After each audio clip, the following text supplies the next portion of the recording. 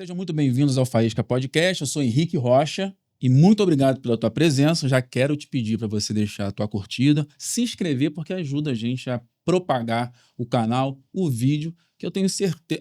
se der, antes de eu falar que eu tenho certeza, se der, compartilha com alguém aí, tá? Porque eu tenho certeza que você vai curtir.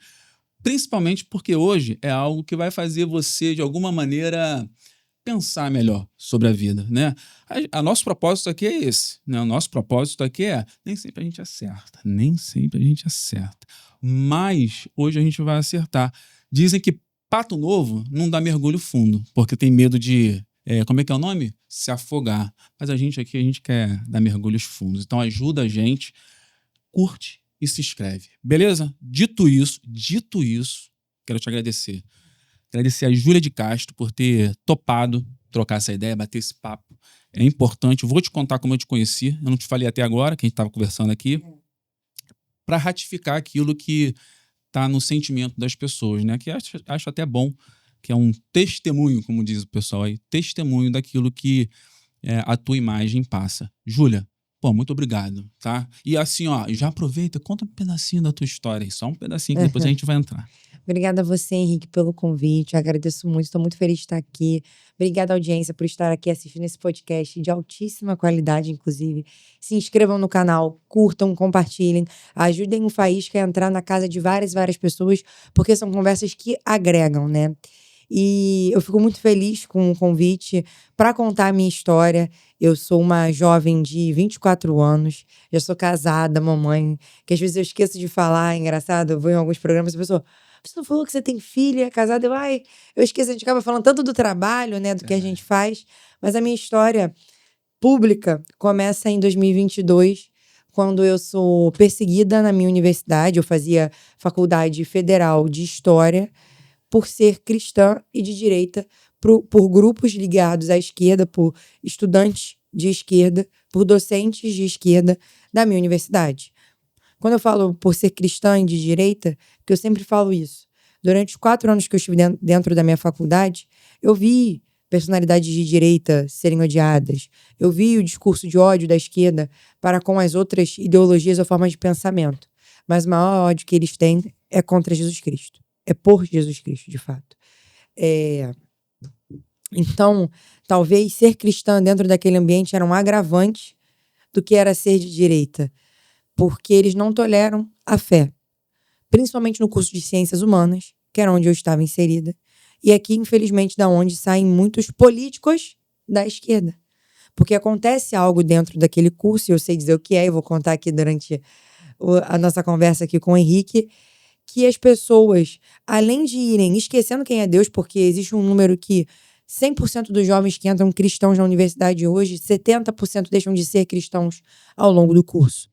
Então acontece um fenômeno, alguma coisa lá dentro, que foi o que eu falei que eu vou contar para vocês, que as pessoas apagam a fé e todos os valores nos quais eram reais para elas e sérios e que não eram negociáveis se tornam motivos de lutar contra.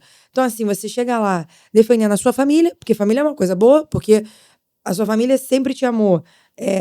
Um amor sincero, genuíno, nunca te pediu nada em troca, e lá você é ensinado a odiar a família, que a família é algo opressor, patriarcal, que foi a religião cristã fundamentalista que instaurou a família, que tem diversos tipos de família, entende? Isso vai parar com as outras coisas, como, por exemplo, a questão de defender a vida de um bandido vale mais do que a vida de um bebê.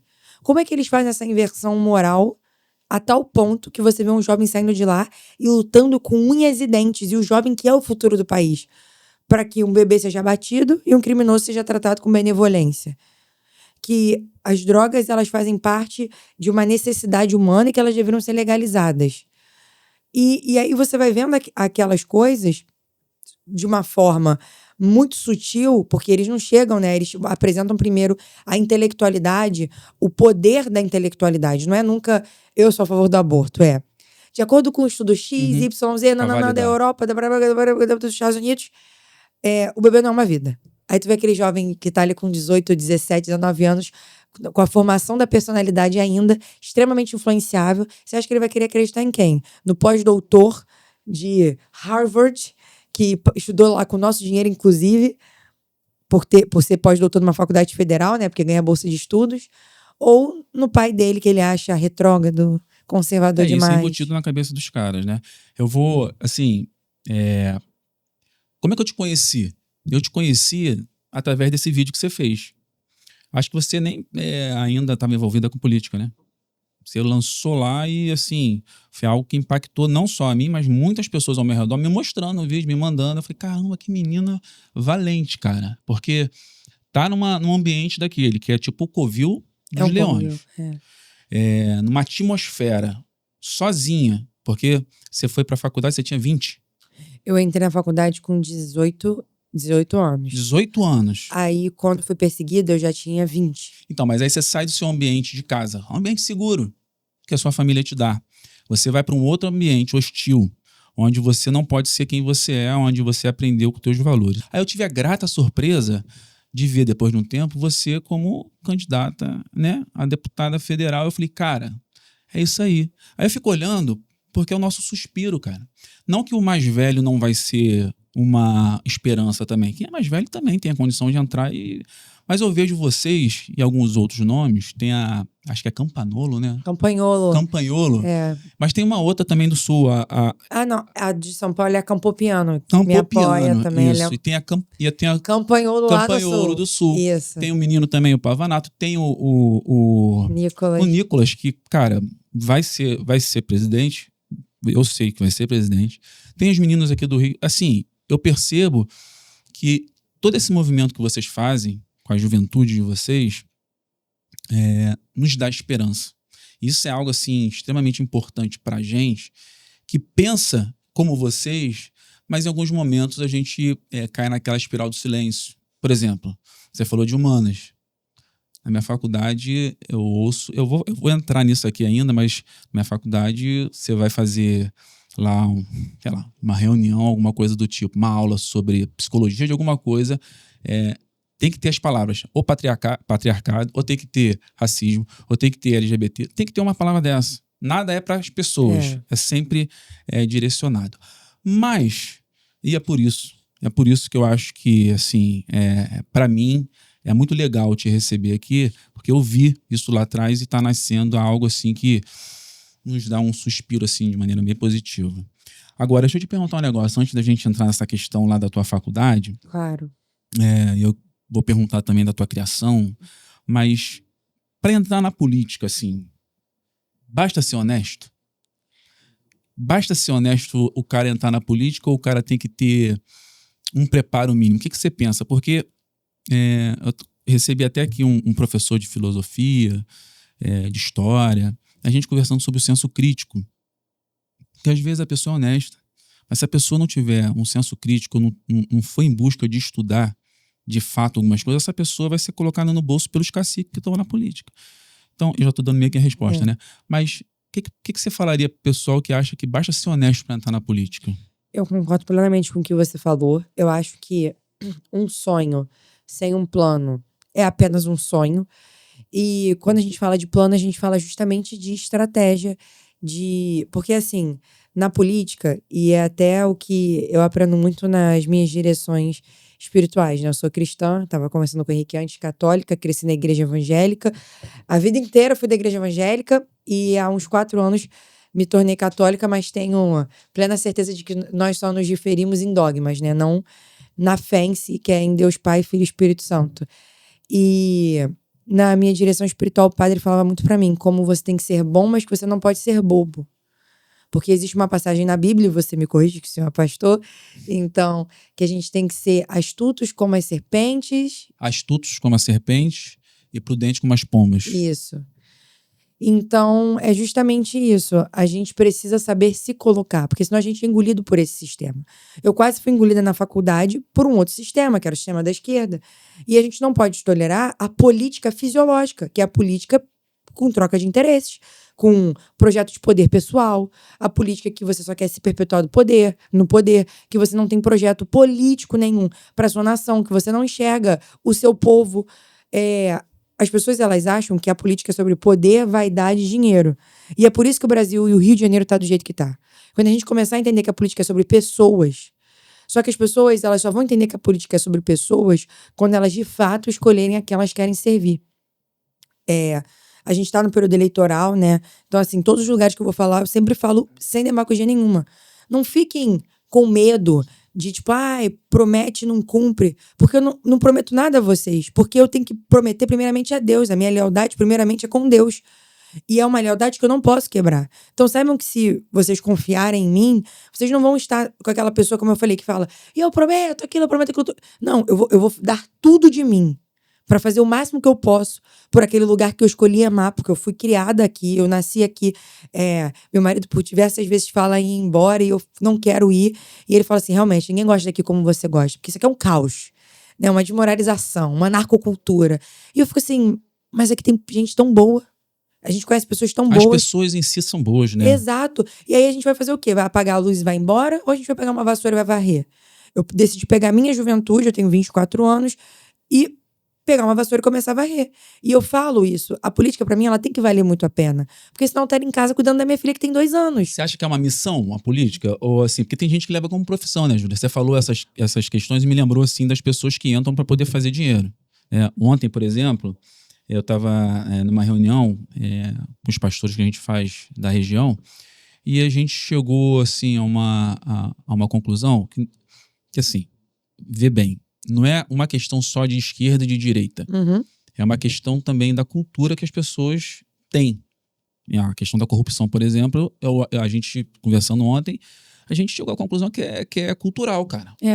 Então, assim, se a pessoa não tiver uma mudança ou não for uma pessoa diferente, a pessoa vai aplicar aquilo lá que ela aplica na vida dela, no cotidiano. É isso. Agora, levar a política como missão é um diferencial, né? Eu acho que política é vocação.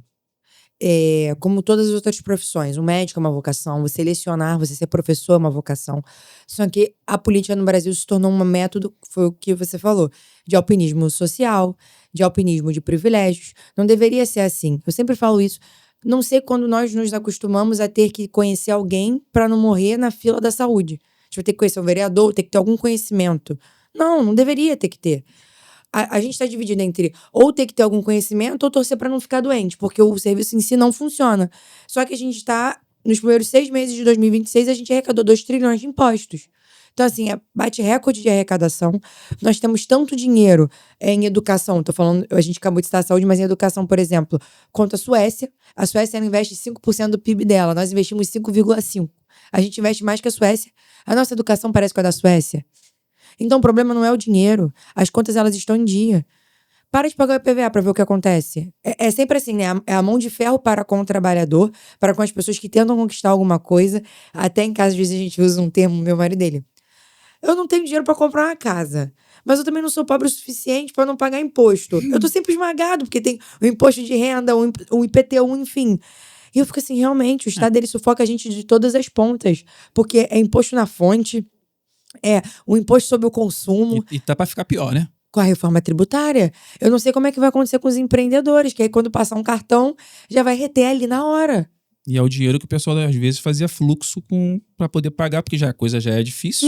Entende? Então, assim, realmente, eu tenho essa impressão também de que o problema não é a questão do dinheiro em si, é como é aplicado e onde é aplicado. É assim, você é vice-presidente do PL Jovem. Sou. Cara, o que a gente precisa fazer para conquistar ainda mais jovens? Porque eu posso estar errado, mas os jovens, na maioria aqui no Brasil, pode não falar. Aí entra aquela questão que eu falei antes, espiral do silêncio. Na minha sala, curso de psicologia, teve uma professora que no 3º período pediu para o pessoal se apresentar. Para minha surpresa, a maioria cristão. Mas ninguém se posicionava contra algumas aberrações que aconteciam. Então, assim, eu vejo que a maioria é direcionado, e aí eu estou usando aqui, vou usar o termo, de direita, conservador, cristão. É o que sempre, teoricamente, foi, mas foi mudando com o tempo. O que você acha que vocês, na liderança disso, pode fazer mais para poder conquistar outros jovens ou mudar? Ou você acha que não tem jeito, o cara tem a ideologia dele, não dá para afastar ele da ideologia dele? Não, jamais. O jovem, muitas vezes, ele é cooptado pelo meio. E que meio que eu digo? Você abre uma música pra ouvir. O 01 do Spotify é o Oruan. O Oruan defende marginal. E aí coloca a mulher como prostituta. E aí aquele cara ali é tua referência. Tu quer ser gangster, tu quer pegar... Você vê gente que tem boas condições agora admirando esse tipo de narcocultura. Aí tá, se você é uma menina, você acaba vendo a Anitta. Você tá entendendo que essas são as referentes? Tá bom, não vou ouvir música, vou ver uma série. Quais são as opiniões dos atores? Que normalmente também são progressistas, são de esquerda, são poligâmicos, são a favor das drogas, são anticristãos, são agnósticos. Então, assim, a cultura, ela molda o nosso imaginário. E aí a esquerda ela foi mais inteligente ainda, lá com Antônio Gramsci, quando eles viram que, né, fazer uma revolução armada não é tão eficaz quanto fazer uma revolução cultural e adentrar dentro das instituições. E a cerejinha do bolo foi o quê? Entrar nas universidades. Por quê? Porque eu vejo a série, eu escuto música e aí eu ligo a TV. E aí a TV, o jornalista que saiu daquela universidade, que já é progressista, não é transparente, é tendencioso. E aí eu vejo o judiciário do meu país, que também é formado numa universidade federal, também sendo tendencioso. E aí eu vejo os meus professores, que são as pessoas que eu tenho admiração, que são autoridades dentro de sala de aula, pelo menos deveriam ser, porque Paulo Freire também acabou com isso, com a pedagogia do oprimido, tendo essa opinião de esquerda e progressista também. Então você é bombardeado o tempo inteiro a ser levado para essas ideias. E aí você não quer nem ouvir o outro lado. Eu estive dentro de sala de aula, não só na faculdade vendo isso, era dentro do meu colégio, como... falar ali que eu era de direita, falar ali que minha família ia votar no Bolsonaro, porque na época de 18 eu nem tinha idade pra votar ainda, né, em 2018. Já tinha essa... Totalmente. Totalmente. Meus amigos falavam assim pra mim, Júlia, você não pode ser assim, isso é coisa de gente burra. Eu falei, gente, mas de onde que vocês tiraram isso? E era o tempo... Eu só, que parecia que tava numa bolha, uma boa bolha, digamos assim, de amor dos meus avós e dos meus pais, porque a opinião deles valia mais a pena do que a dos meus amigos, valia no meu coração, né? Porque eu chegava em casa, meus avós e meus pais, vamos votar no Bolsonaro, Lava Jato, maravilha, tá botando os bandidos na cadeia, agora o Brasil vai pra frente, Lula é bandido. Eu chegava na escola, o discurso era totalmente o contrário. Era tipo, não, Lula fez muito pelos pobres. Eu falei, meu Deus, a gente tem 15 anos. Da onde que a gente tá aprendendo isso? E aí, de professor falar a mesma coisa pra mim. Júlia, você não pode defender esse homem dentro de sala de aula. O professor falava isso? Falava. Henrique, eu passei por tanta coisa já desde a época da escola. Só que a época da escola foi nada, uma gota perto do que eu vivi dentro da faculdade. Até porque minha mãe tinha muito mais interferência. Então, assim, eu chegava em casa e falava, mãe, o professor tá falando mal do Bolsonaro na sala. E minha mãe ia lá na escola e falava, tô pagando o professor pra dar aula de química, não pra falar de política. Se ele quer falar de política, ele leva os alunos depois da escola pra poder falar. É o que eu fazia com a minha filha também. Mas, assim, era o tempo inteiro. Já tive exposição do professor pedir pra levantar quem era de direita e de esquerda na sala, só eu levantei. É mesmo? Já tive situação de ter que debater sobre o aborto, todo mundo debatendo do outro lado, a favor. Meus amigos, que eu considerava no caso, né? Amigos mesmo. E só eu contra. Já tive situação de fazer uma poesia concreta, que é uma arte que você faz no quadro, sobre as eleições. Eu fiz sobre a direita, todo mundo fez sobre a esquerda. A professora ficou com raiva que eu tive a audácia de fazer sobre a direita. Ela fez uma votação. Agora você vai perder, Júlia. Só que eu meio que cagava. Eu falava, tá bom, perdi. Realmente ninguém votou em mim, né? Então, assim, salvo uma amiga, que foi minha melhor amiga, inclusive, até hoje, assim, na questão de, enfim, não cair nessas narrativas. Você tinha mais na escola? Não, mas ela nem era tanto na época, Mas ela só ficou com pena de mim, ela era tá. isentona. O que todo mundo deveria ser. A verdade é que a educação ela foi feita para que todos os lados fossem apresentados e você depois decidiu o que você quer acreditar. Sabe o que me irrita muito, Júlia? Assim, não é o cara ser de esquerda, não. Até comunista. O cara pode ser o que quiser, cara. O cara pode ser o que quiser. O que me irrita é o cara, eu ia falar isso mais pra frente, é o cara não conseguir trazer a teoria de todos os lados pra deixar você pensar. É isso. É o cara falar o que é certo e o que é errado dentro de uma sala de aula, onde ele vai cooptar a mente de todas aquelas pessoas ali e as pessoas vão achar que é verdade. Mas deixa eu te falar um negócio, antes da gente entrar nisso, que eu separei um período aqui só pra gente falar sobre essa questão, porque, Claro. assim, você fala tudo que eu penso, só que eu não sei me comunicar como você. Você se comunica muito bem. Obrigada. Acho que desde nova, né? Pelo visto, você desde nova, ó, desde mais nova. Porque a comunicação é extremamente importante para a gente poder levar aquilo que a gente está pensando, né? E uma pessoa jovem que se comunica tão claramente assim é uma das formas que a gente vê uma ferramenta para mudar a cabeça de muita gente. Não é só uma questão de retórica, né? De querer ter razão, de repente. É uma questão de você levar os fatos, né? Agora, o que você acha do cristão por conveniência na política? Acho que é importante você, como cristão, falar, né? E você colocou aqui muito bem essa questão do cristianismo, que faz parte, né, desse, de repente, arcabouço ali do conservador, ou nem tanto, não sei. O que você acha do cristão por conveniência na política? Hoje a gente já consegue enxergar o cara que se diz cristão, mas que a gente busca um montão de coisa do cara... Porque tem um pessoal aí de uns partidos aí, uns partidos novos aí, não um partido novo, um partido recente, que pegaram um montão de mensagens dos caras falando mal de Jesus, falando mal da igreja, a favor do aborto. Hoje os caras, por conveniência política, os caras bate palma para a igreja e tudo. Hoje você acha que a população consegue identificar o cara quando fala assim, não, meus princípios aqui, meu princípio cristão, você acha que consegue? Vale a pena ir atrás disso? Ou isso é só um detalhe pessoal de cada candidato? Antes de responder essa pergunta, eu até esqueci de responder a outra, que você perguntou em relação à juventude. Eu vou responder essa e a outra. Em relação à juventude, a melhor coisa que podemos fazer é falar. Falar sobre esse lado, falar sobre o outro lado, falar sobre a manipulação, falar sobre você não ser massa de manobra.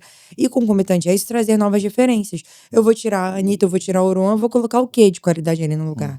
Eu vou produzir filmes igual a Brasil Paralelo, eu vou escrever livros igual os autores de esquerda escrevem o tempo inteiro. Eu não posso ser só uma militante ou uma ativista, eu não posso ser uma esquerda, ao contrário. Eu tenho que construir algo. Até para que essa juventude tenha esse novo referencial. Se o Nicolas hoje tá onde tá, é porque a juventude se inspira nele. E porque ele tenta alcançar todo mundo. Seja fazendo uma piada, seja falando de um conteúdo sério, seja falando uma linguagem mais jovial. Ele só não pode deixar de falar. Porque o deixar de falar é a vitória deles.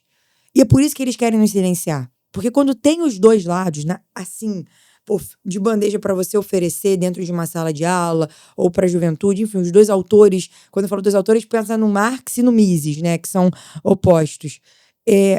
Muito provavelmente a pessoa vai caminhar junto com a gente. Então, essa é a intenção da esquerda. Vamos silenciar, vamos desumanizar, vamos chamar eles de fascistas, porque ninguém nem vai querer entender o que eles estão falando. Vai achar que eles são um bando de lunáticos. Exatamente. Certo. Muito tempo a esquerda silenciou a direita nessa questão, inseridos nessa questão da mídia, na cultura. Exato. Só que agora, de um tempo pra cá, na verdade, a coisa mudou, né? Por isso que a gente não pode... A mesma paciência e prudência que eles tiveram, a gente tem que ter. A gente não pode deixar de falar. Eles estão...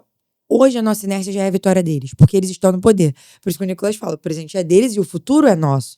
Porque hoje, de fato, é deles. E eles trabalharam para isso. Agora a gente tem que trabalhar o contrário disso, na contramão disso. Porque o trabalho que eles tiveram foi de destruição, não foi de construção.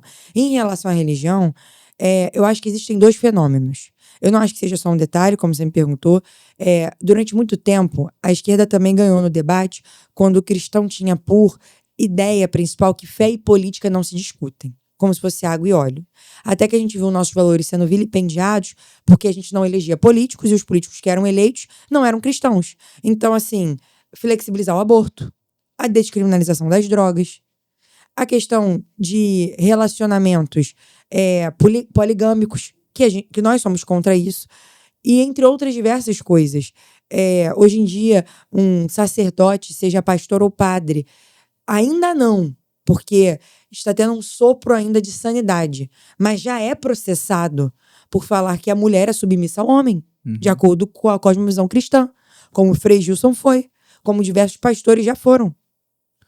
Hoje, tem um empresário, Thales Gomes, que ele é católico, ele permitiu que os funcionários dele evangélicos fizessem uma célula durante a hora do almoço, porque os funcionários pediram, e o Ministério Público abriu uma investigação contra ele por fazer culto em horário de trabalho dentro de uma empresa que é privada. Ele está sendo investigado pelo MP. O MP não tem mais nada de importante ou criminal para ser investigado neste país? Não tem.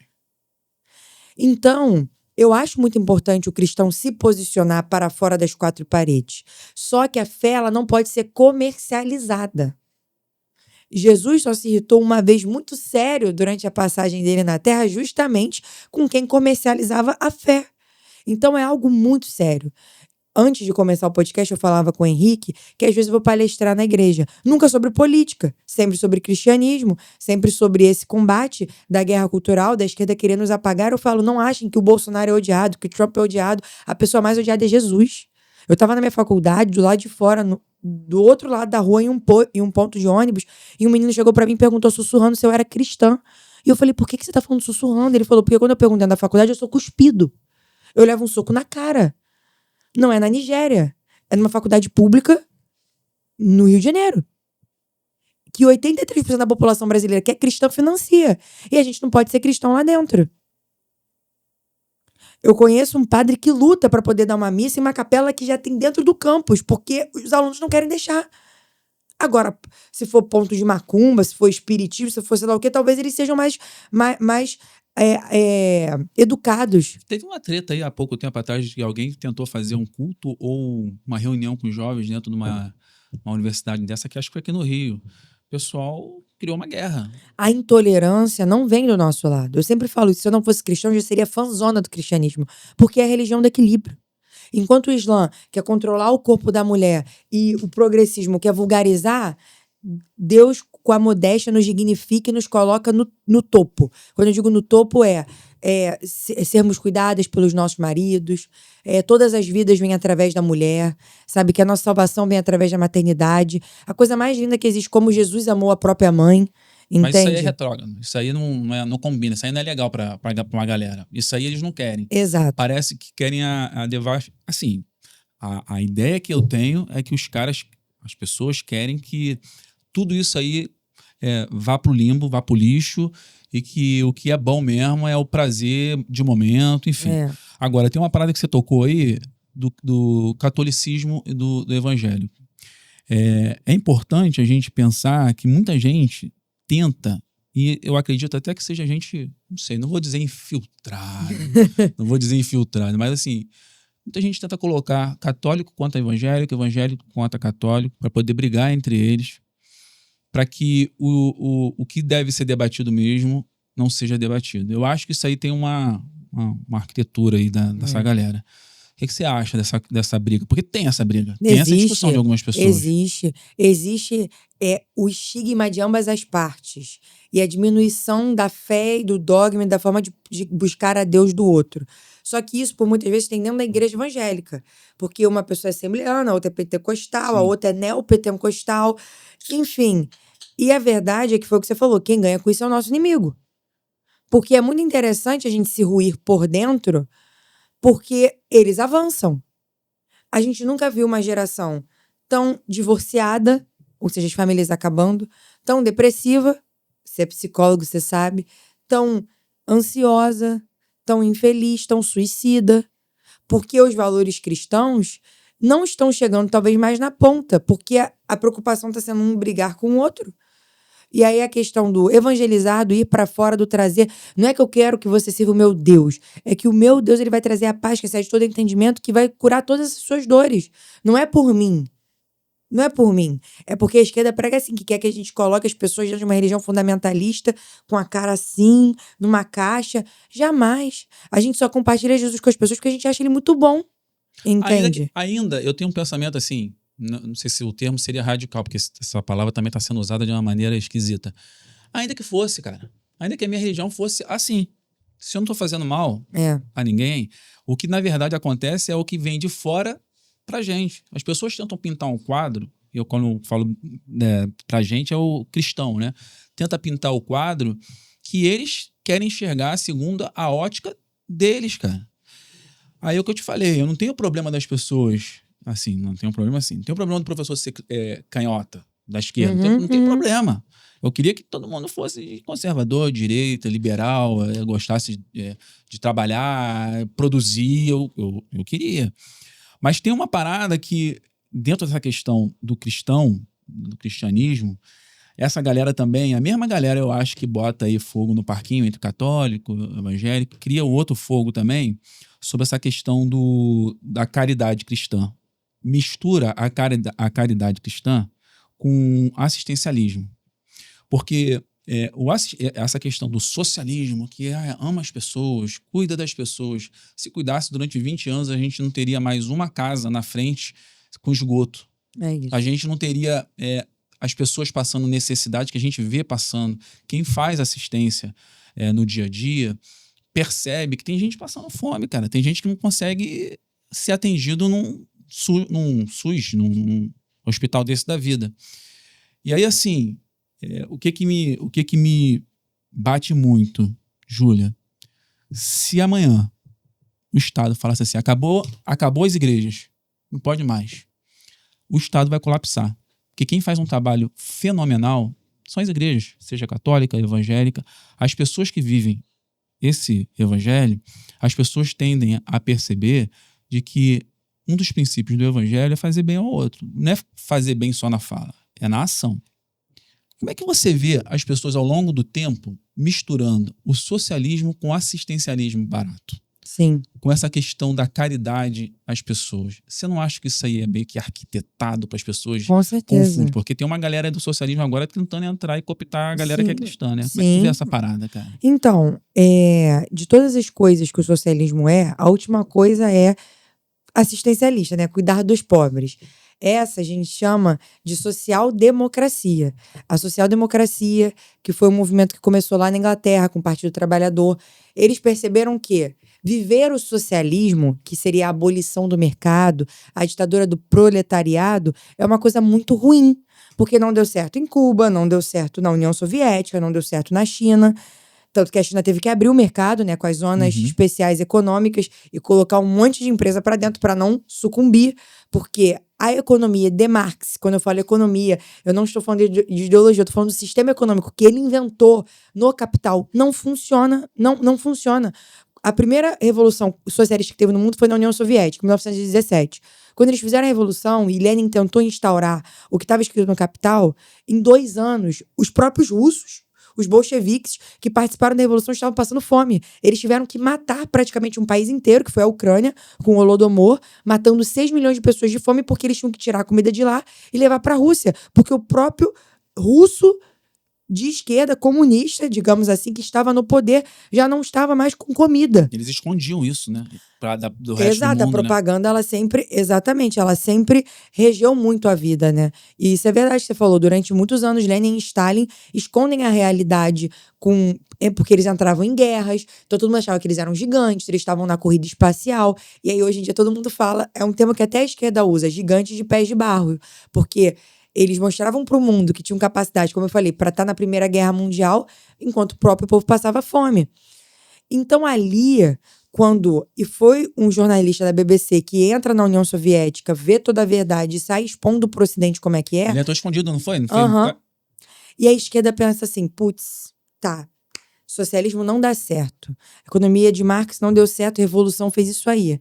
Como é que, para não deixar a nossa ideia morrer, o que a gente vai fazer? Eles se dividem em vários. Tem a Escola de Frankfurt, tem o Antônio Gramsci, tem a social-democracia. O que a social-democracia pensa? Vamos deixar uma brecha de mercado respirando, porque é esse mercado que vai financiar a nossa ideologia. Que é o que acontece hoje. O Lula, desculpa, ele não é amigo do pequeno produtor lá do Nordeste que ele disse ajudar. O melhor amigo dele é o dono da JBS. É o dono da Havaianas. É o dono da Boticário. É o dono do Itaú. Porque ele quer esse mercado monopolizado, entende? Que nós somos obrigados a consumir. Ele não é uma pessoa que é a favor de existirem várias companhias de telefone. Como é que tu caracteriza o Lula hoje, assim? Socialista, não? Não, eu caracterizo ele um social-democrata nesse sentido, porque no final a social-democracia ela financia o socialismo. Porque o que acontece? O Brasil, eu não sei como é que o Lula conseguiu fazer isso durante todos esses anos e a gente aceitar. O Brasil manteve de pé diversas ditaduras socialistas ao redor do mundo, uma delas foi Cuba. Cuba dependia diretamente do dinheiro do Brasil, não só com programas mais médicos. O Lula mandou milhões para construir metrô, mandou 284 milhões para construir um metrô na Venezuela. Mas você não acha que foi a famosa Em guerra Caracas. cultural? Que, Eu não assim, sei onde que a gente estava preocupado, porque eu era criança. Então, você não acha que essa guerra cultural que você falou de Gramsci, né? De Uhum. ter pego lá as teorias de Marx e mexido de alguma maneira e falado que, Sim. ó, a gente tem que ocupar alguns espaços aí que a gente vai mexer na sociedade de maneira geral e vai se infiltrar. Ao longo do tempo, por exemplo, a mídia, quando o Collor caiu, a mídia foi uma das grandes responsáveis para a queda de Collor. Sim. Não foi assim, só os jovens que foram lá e despertaram, porque eles não podiam despertar e voltar a dormir. Então, assim, eu percebo que a mídia, no modo geral, mídia que eu falo, cultura, música, que você falou da música. E aí, tudo isso que aconteceu ao longo dos anos, a gente foi igual aquela história do sapo na água quente, né? Ligaram, começou a ferver, a gente começou a acostumar. Tu acha que dá pra gente trabalhar e ir contra essa guerra cultural com ferramentas agora apropriadas? Você acha que a gente está indo no caminho certo? Eu acho, mas eu acho que é um trabalho de muito longo prazo, porque no Brasil falar de guerra cultural, foi o que você falou, para quem não tem esgoto, 35% da população fluminense, eu não estou falando brasileira, porque brasileira são 50%. São 35% da população do Rio de Janeiro não tem acesso à coleta de esgoto. Tem cidades que tem 0% de cobertura. Então, como é que eu vou chegar e falar pra esse cara que o maior problema tá na novela da Globo? Você tá entendendo? Não que seja a novela da Globo só, mas, tipo assim, toda essa ideologia cultural. E eu tenho que chegar pra ele com uma comunicação assertiva mostrando o seguinte: como é que é o político da tua cidade? Ah, é aquele cara que promete cesta básica, que quando você vai precisar de alguma coisa, ele vai dar aquela ajudinha pra eu entrar na fila ali do postinho. E aí você tem que explicar para aquela pessoa, você não precisa de ajudinha para entrar na fila do postinho porque você paga os seus impostos.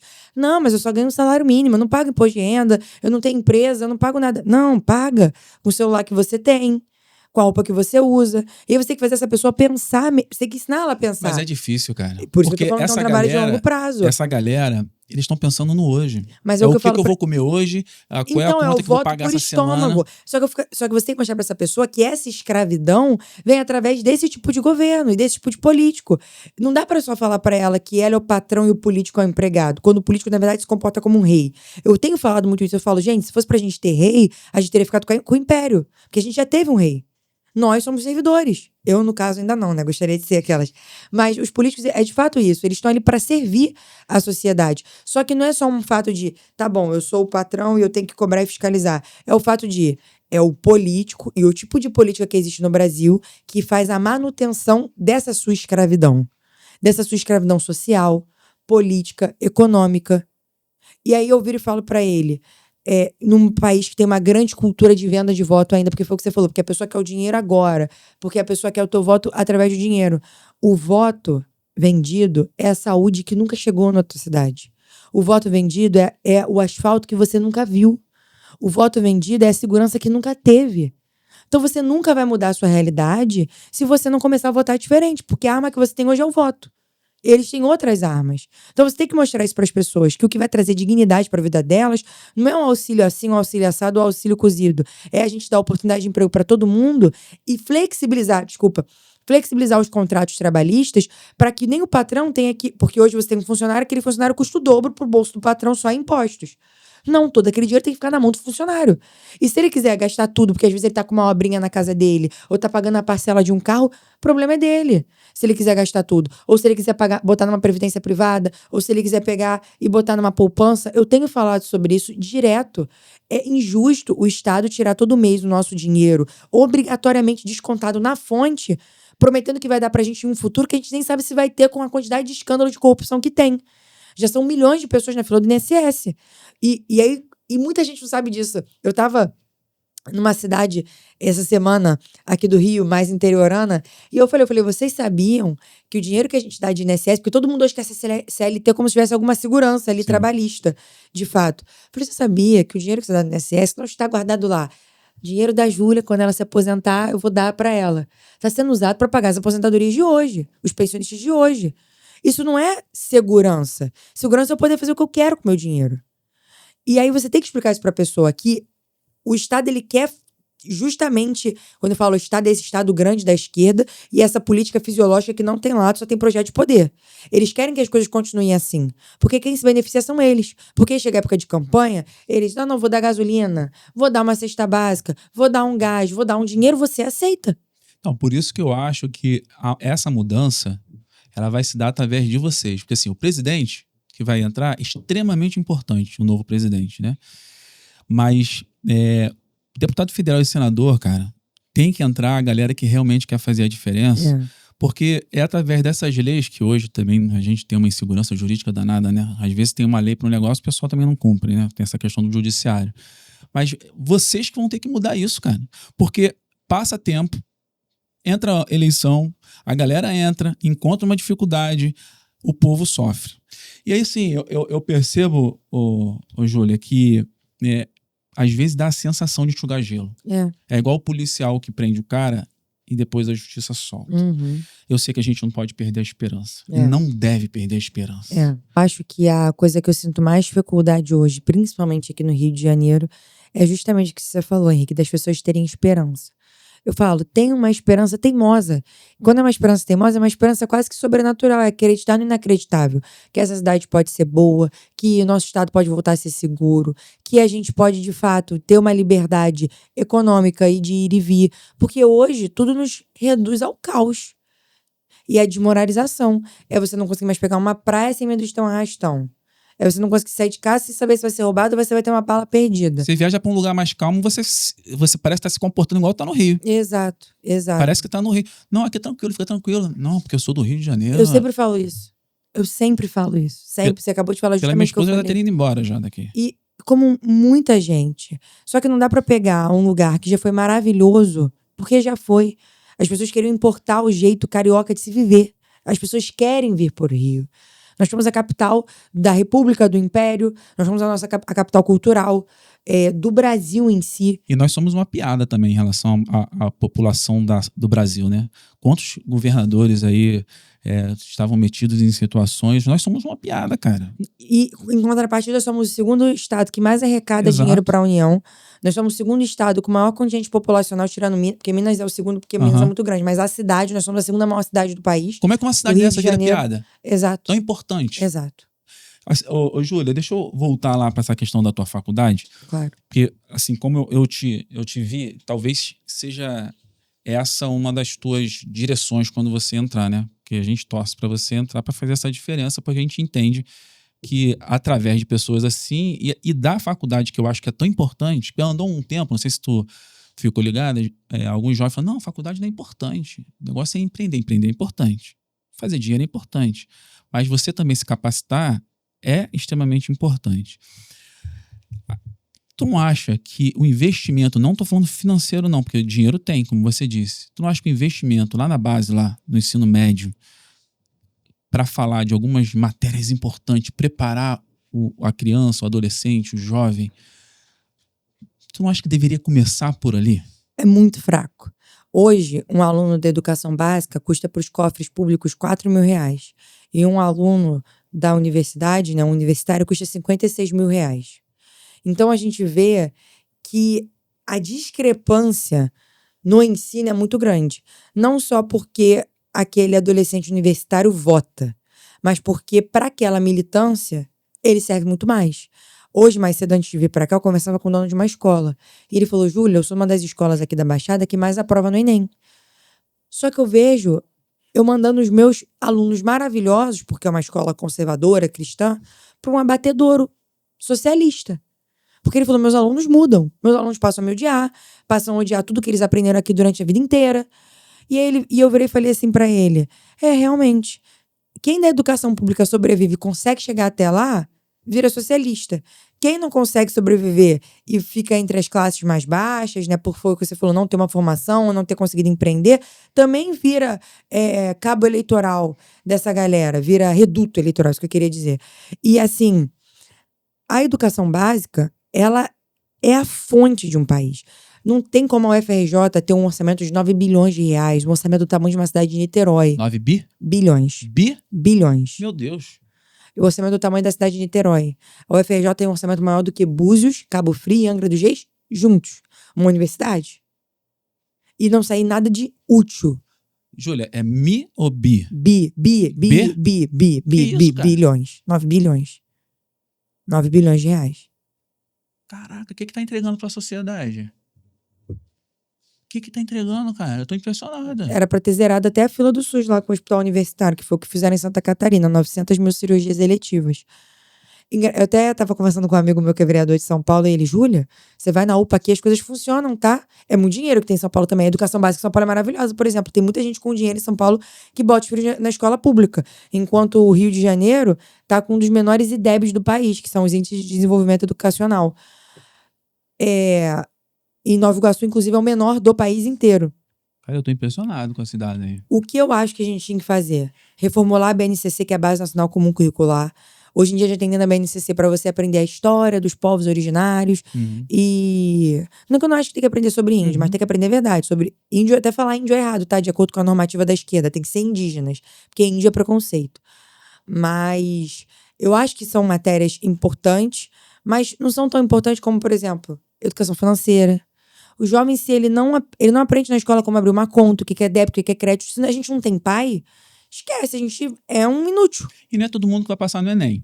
Não é todo mundo também que vai conseguir pagar uma faculdade particular. Por Exato. que não investir num curso técnico? Isso que eu ia falar, um curso profissionalizante. Eu acho que tem que ter aula de primeiros socorros. Eu acho que tem que ter aula de educação doméstica. Por que a gente não consegue colocar isso pra frente nunca? Isso aí, então, por isso que aí entra naquela questão que eu fico batendo na tecla. Tem uns amigos meus que falam assim, pô, Rick, mas tu não é. Isso aí não é isso. Será que não é? Eu falei, cara, não é uma coisa pra deixar o pessoal ignorante, burro? Não é arquitetado pra isso?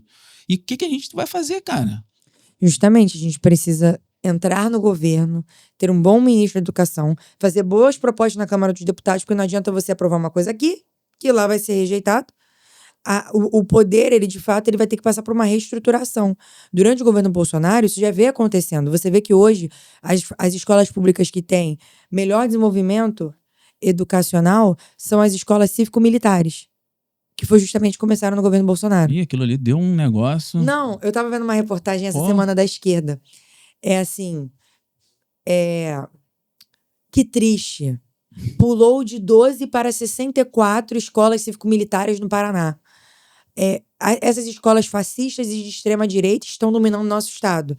Essa era a matéria de um movimento da esquerda. Fui lá no Google, IDEB, como eu falei, é o Desenvolvimento Educacional Brasileiro. Paraná, porque o IDEB só mede das escolas públicas. Paraná, primeiro lugar no país. É a melhor educação pública que tem no país. E é o estado que mais tem escola cívico-militar. Com 83% de aprovação para os pais, que quando botaram os filhos no colégio, não aprovavam. Tinham insegurança por conta da mídia, da propaganda que se fazia em relação ao cívico-militar. E hoje em dia, 83% dos pais aprovam o ensino. Porque dá certo. Só que foi uma coisa que começou lá atrás. Entende? Que a esquerda não vai seguir o projeto. Eu não acho que é só a educação cívico-militar que tem que existir, não, tá? Sim. É porque foi uma das alternativas. É uma referência, né? Exato. Mas, como eu falei, são tantas coisas que a gente pode fazer e que não são feitas. E deveriam, porque a gente paga muito caro por isso. É injusto eu ter que pagar uma escola particular para minha filha, não é certo. Eu não fiz questão da minha filha fazer o mesmo direcionamento que você fez. Porque, assim como eu tenho até amigos que são donos de colégio, engraçado, né? Que eles não fizeram questão, que tiraram, o jovem saiu lá da faculdade porque... não aguentou. Não aguentou, cara. Não aguentou. Não é todo mundo que vai ter esse, sei lá, o chamado, ou não sei o que é. Agora, como é que faz, voltando lá pra tua faculdade, como é que faz pra sair dessa espiral do silêncio na faculdade, cara? Bom, hoje sair da espiral do silêncio é você pagar um preço muito alto. O preço que eu paguei, de ser ameaçada, de ser xingada, de ter que ir pra faculdade acompanhada, de tentar ser calada todos os dias. A espiral do silêncio é quase que um ambiente de segurança para que o jovem que pensa diferente ali dentro consiga se formar. E você tem que pensar a longo prazo. Hoje você é o aluno. Por que você não tenta voltar lá um dia como um professor? Entende? Só que existe um movimento acontecendo não só na minha universidade, mas no Brasil, que a cada semestre que passa, as pessoas já estão chegando na faculdade com as suas convicções firmes. Porque como a gente está falando, como é que é lá dentro, eles já estão chegando pré-avisados. Que foi o que aconteceu comigo, Henrique.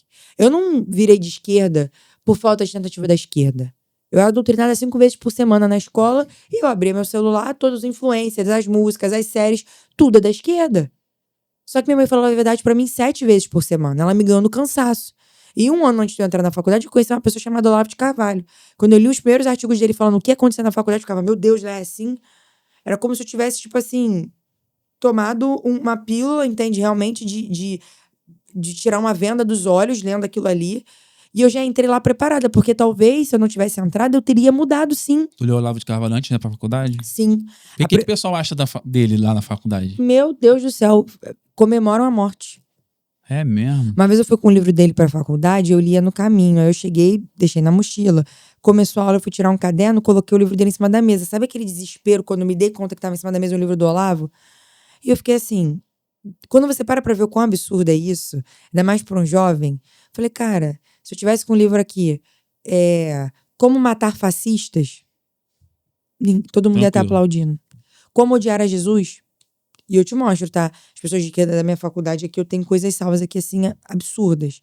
De ódio a Cristo mesmo, de botar cruz no bumbum, é coisa nojenta. Mas chamam isso de arte. Ninguém ia falar nada. E eu querendo ler um livro do Olavo com medo de alguém do meu lado ver. E eu sempre faço essa pergunta: quanto tempo vai demorar pra gente virar igual a Nigéria? Porque se eu. Tu acha que é uma perseguição religiosa ou só puramente ideológica mesmo e eles acabam... Não, eles acham que a nossa religião foi a fonte que desenvolveu essas outras ideias. Então eles acham que tudo que existe, que não é de esquerda, bebeu da fonte do cristianismo. Porque eles acham o cristianismo fundamentalista, sanguinário e opressor. Eu aprendi isso na minha faculdade. Na cabeça dele, as piores guerras foram as cruzadas, que a Igreja Católica promoveu para expulsar os islâmicos da Península Ibérica, ou para reconquistar Jerusalém. Que o pior genocídio não é 83 milhões, 73, na verdade, milhões de bebês abortados por ano, que foi a Inquisição da Igreja. Tudo bem, é uma forma de enxergar o mundo muito equivocada. Mas foi o que você falou, e eu falava isso também. Eu não me importo de você ser de esquerda. O problema é eu não poder ser de direita numa faculdade que é pública e que é financiada por pessoas de direita. Eu acho que, então vou começar a dividir mesmo. Você quer ser de esquerda? Abre lá, faculdade socialista. Vai entrar só quem quer ser socialista. Agora, assim, me corrige, você é historiadora. As faculdades, de maneira geral, de modo geral, no mundo, elas foram criadas por cristãos. Isso. E aí... Os caras se aproveitam dessas faculdades, é claro, o tempo vai passando, as coisas vão se modelando. Por que tu acha que os caras não criaram lá uma faculdade segundo o conceito deles e investiram nisso? Por que se apropriam disso? Tu acha que é o famoso, sei lá, sem vergonha na cara? Faz parte de um plano. Antônio Gramsci, ele era um comunista, jornalista que escrevia para o Partido Comunista na Itália. Ele foi preso por Mussolini.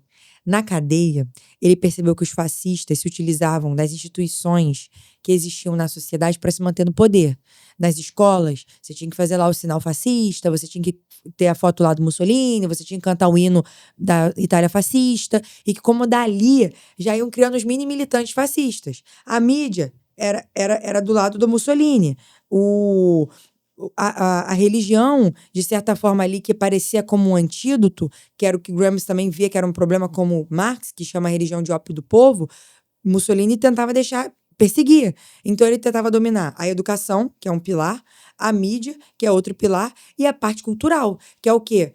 No caso dele, do Mussolini, era fortalecer a identidade da família italiana, como o Hitler também. Não vou ficar falando a palavra nazismo, para não cair o vídeo depois. Mas fortalecer esse identitarismo quase que nacionalista ufanista. O que o outro pensou? Beleza, vamos pegar essas coisas e vamos levar isso para o socialismo. Ele que tem a célebre frase: não vamos tomar mais quartéis, vamos tomar escolas. Não vamos formar mais guerrilheiros, vamos formar jornalistas. Porque assim, a gente vai justamente ocupar as partes mais estratégicas da sociedade, todo mundo vai ser socialista sem perceber. Existiu uma época, e você pegou essa época, que quando todo mundo tinha uma dúvida, pergunte aos universitários. E o que o Bonner falava no Jornal Nacional era lei. Exato. O aquecimento está alto. Meu Deus, amanhã eu acho que eu não vou para o trabalho de carro. Então, porque eu não quero prejudicar meu país, porque ele já falou que está ruim o aquecimento global. E isso é uma estratégia. Outras pessoas, é que eu tô falando do Antônio Gramsci, que é lá da Segunda Guerra Mundial, mas outras pessoas aprimoraram essas ideias. Mas partiu dele, né? Isso. Começou na escola de Frankfurt. E aí depois ele aprimorou. E aí depois veio a New Left, que é a nova esquerda, com Herbert Marcuse, com Theodor Adorno, com o Horkheim. É tanta gente. Antes de eu fazer psicologia, eu falei assim, eu vou fazer uma pós em sociologia. Vamos ver como é. Eu gosto da sociedade. Cara, assim, foi a pior experiência da minha vida. Porque eu só ouvi um lado. É isso. Tem um livro de Saul Alinsky, ele escreveu um livro chamado Regras para Radicais, para ensinar você a como virar um jovem revolucionário. Ele faz parte da Nova Esquerda, que começou aqui no Ocidente, já ali nos Estados Unidos. Ele faz um agradecimento no livro. O primeiro agradecimento que ele faz é a Lúcifer, porque Lúcifer foi o primeiro revolucionário, porque se revoltou contra Deus.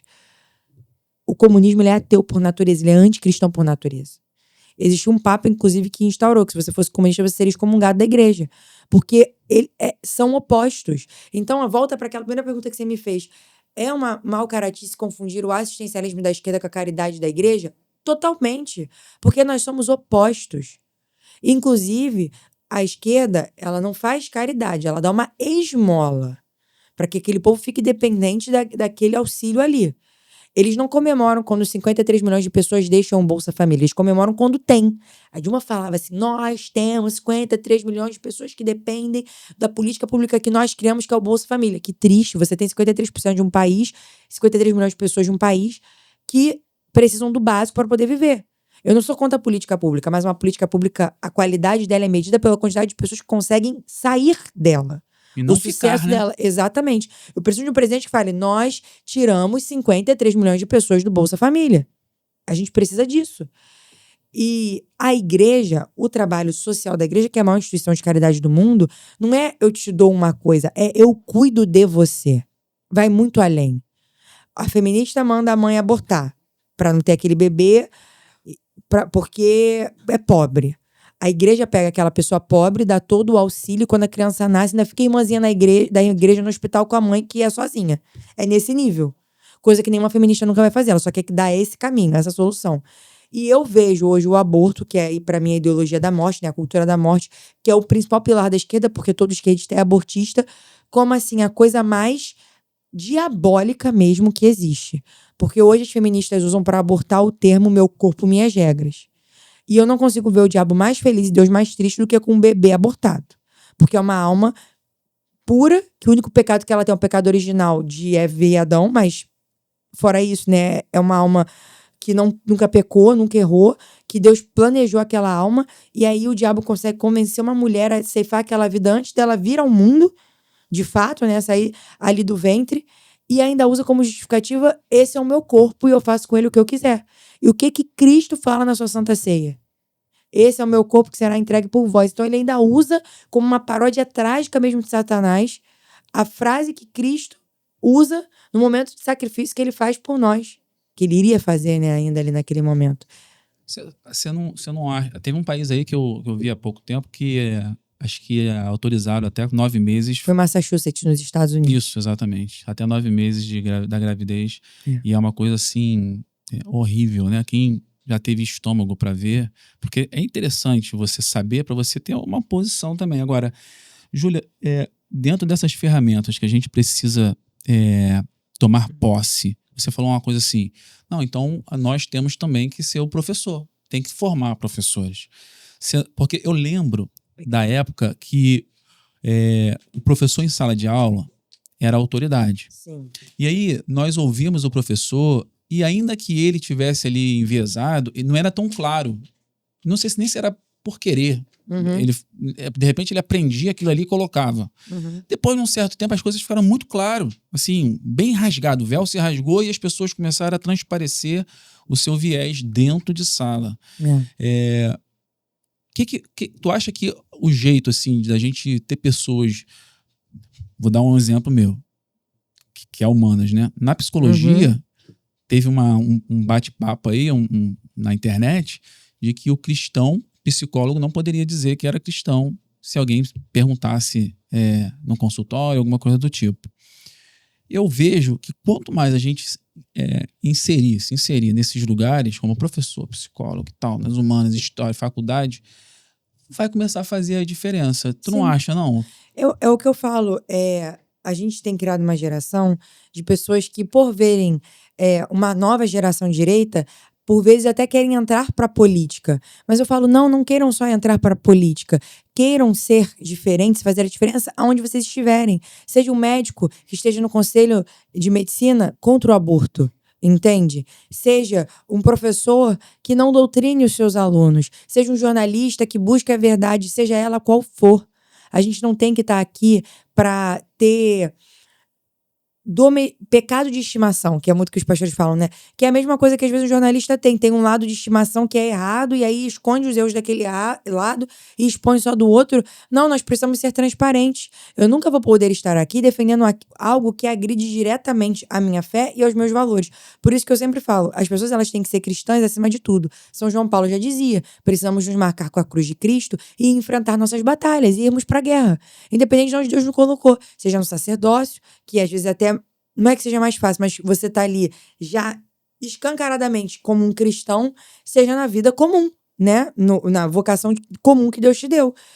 Se você é militar, se você não é, se você é médico, enfim, independente, se você é dona de casa, você tem que fazer isso como uma pessoa cristã. Porque esse é o nosso diferencial.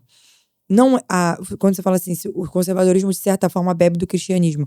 Para você ser conservador, o mínimo que você tem que entender é a importância da igreja como instituição moral, cívica, étnico-cultural. É a base, né?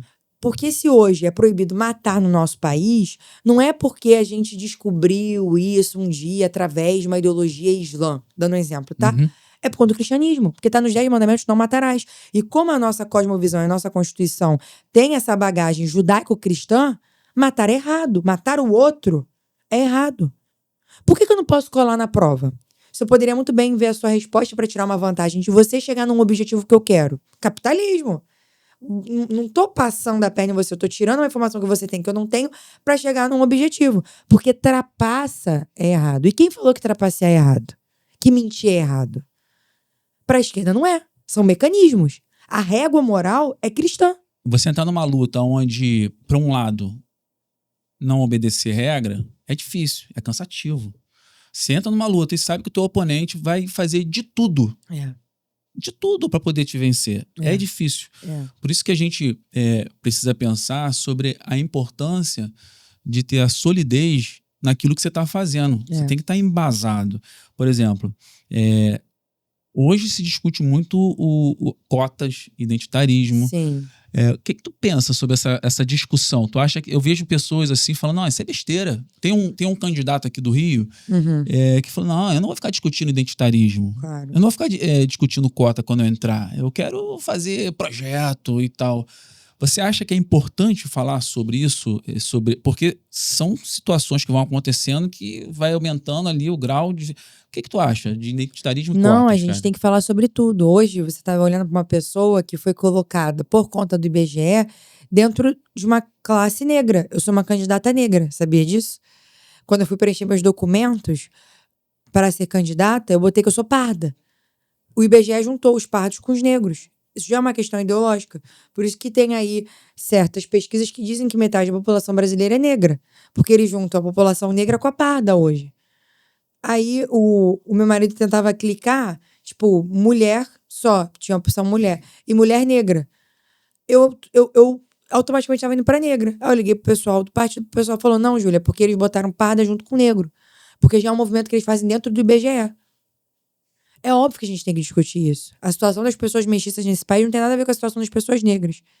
Óbvio que não, eu não tô falando de seccionar, tá?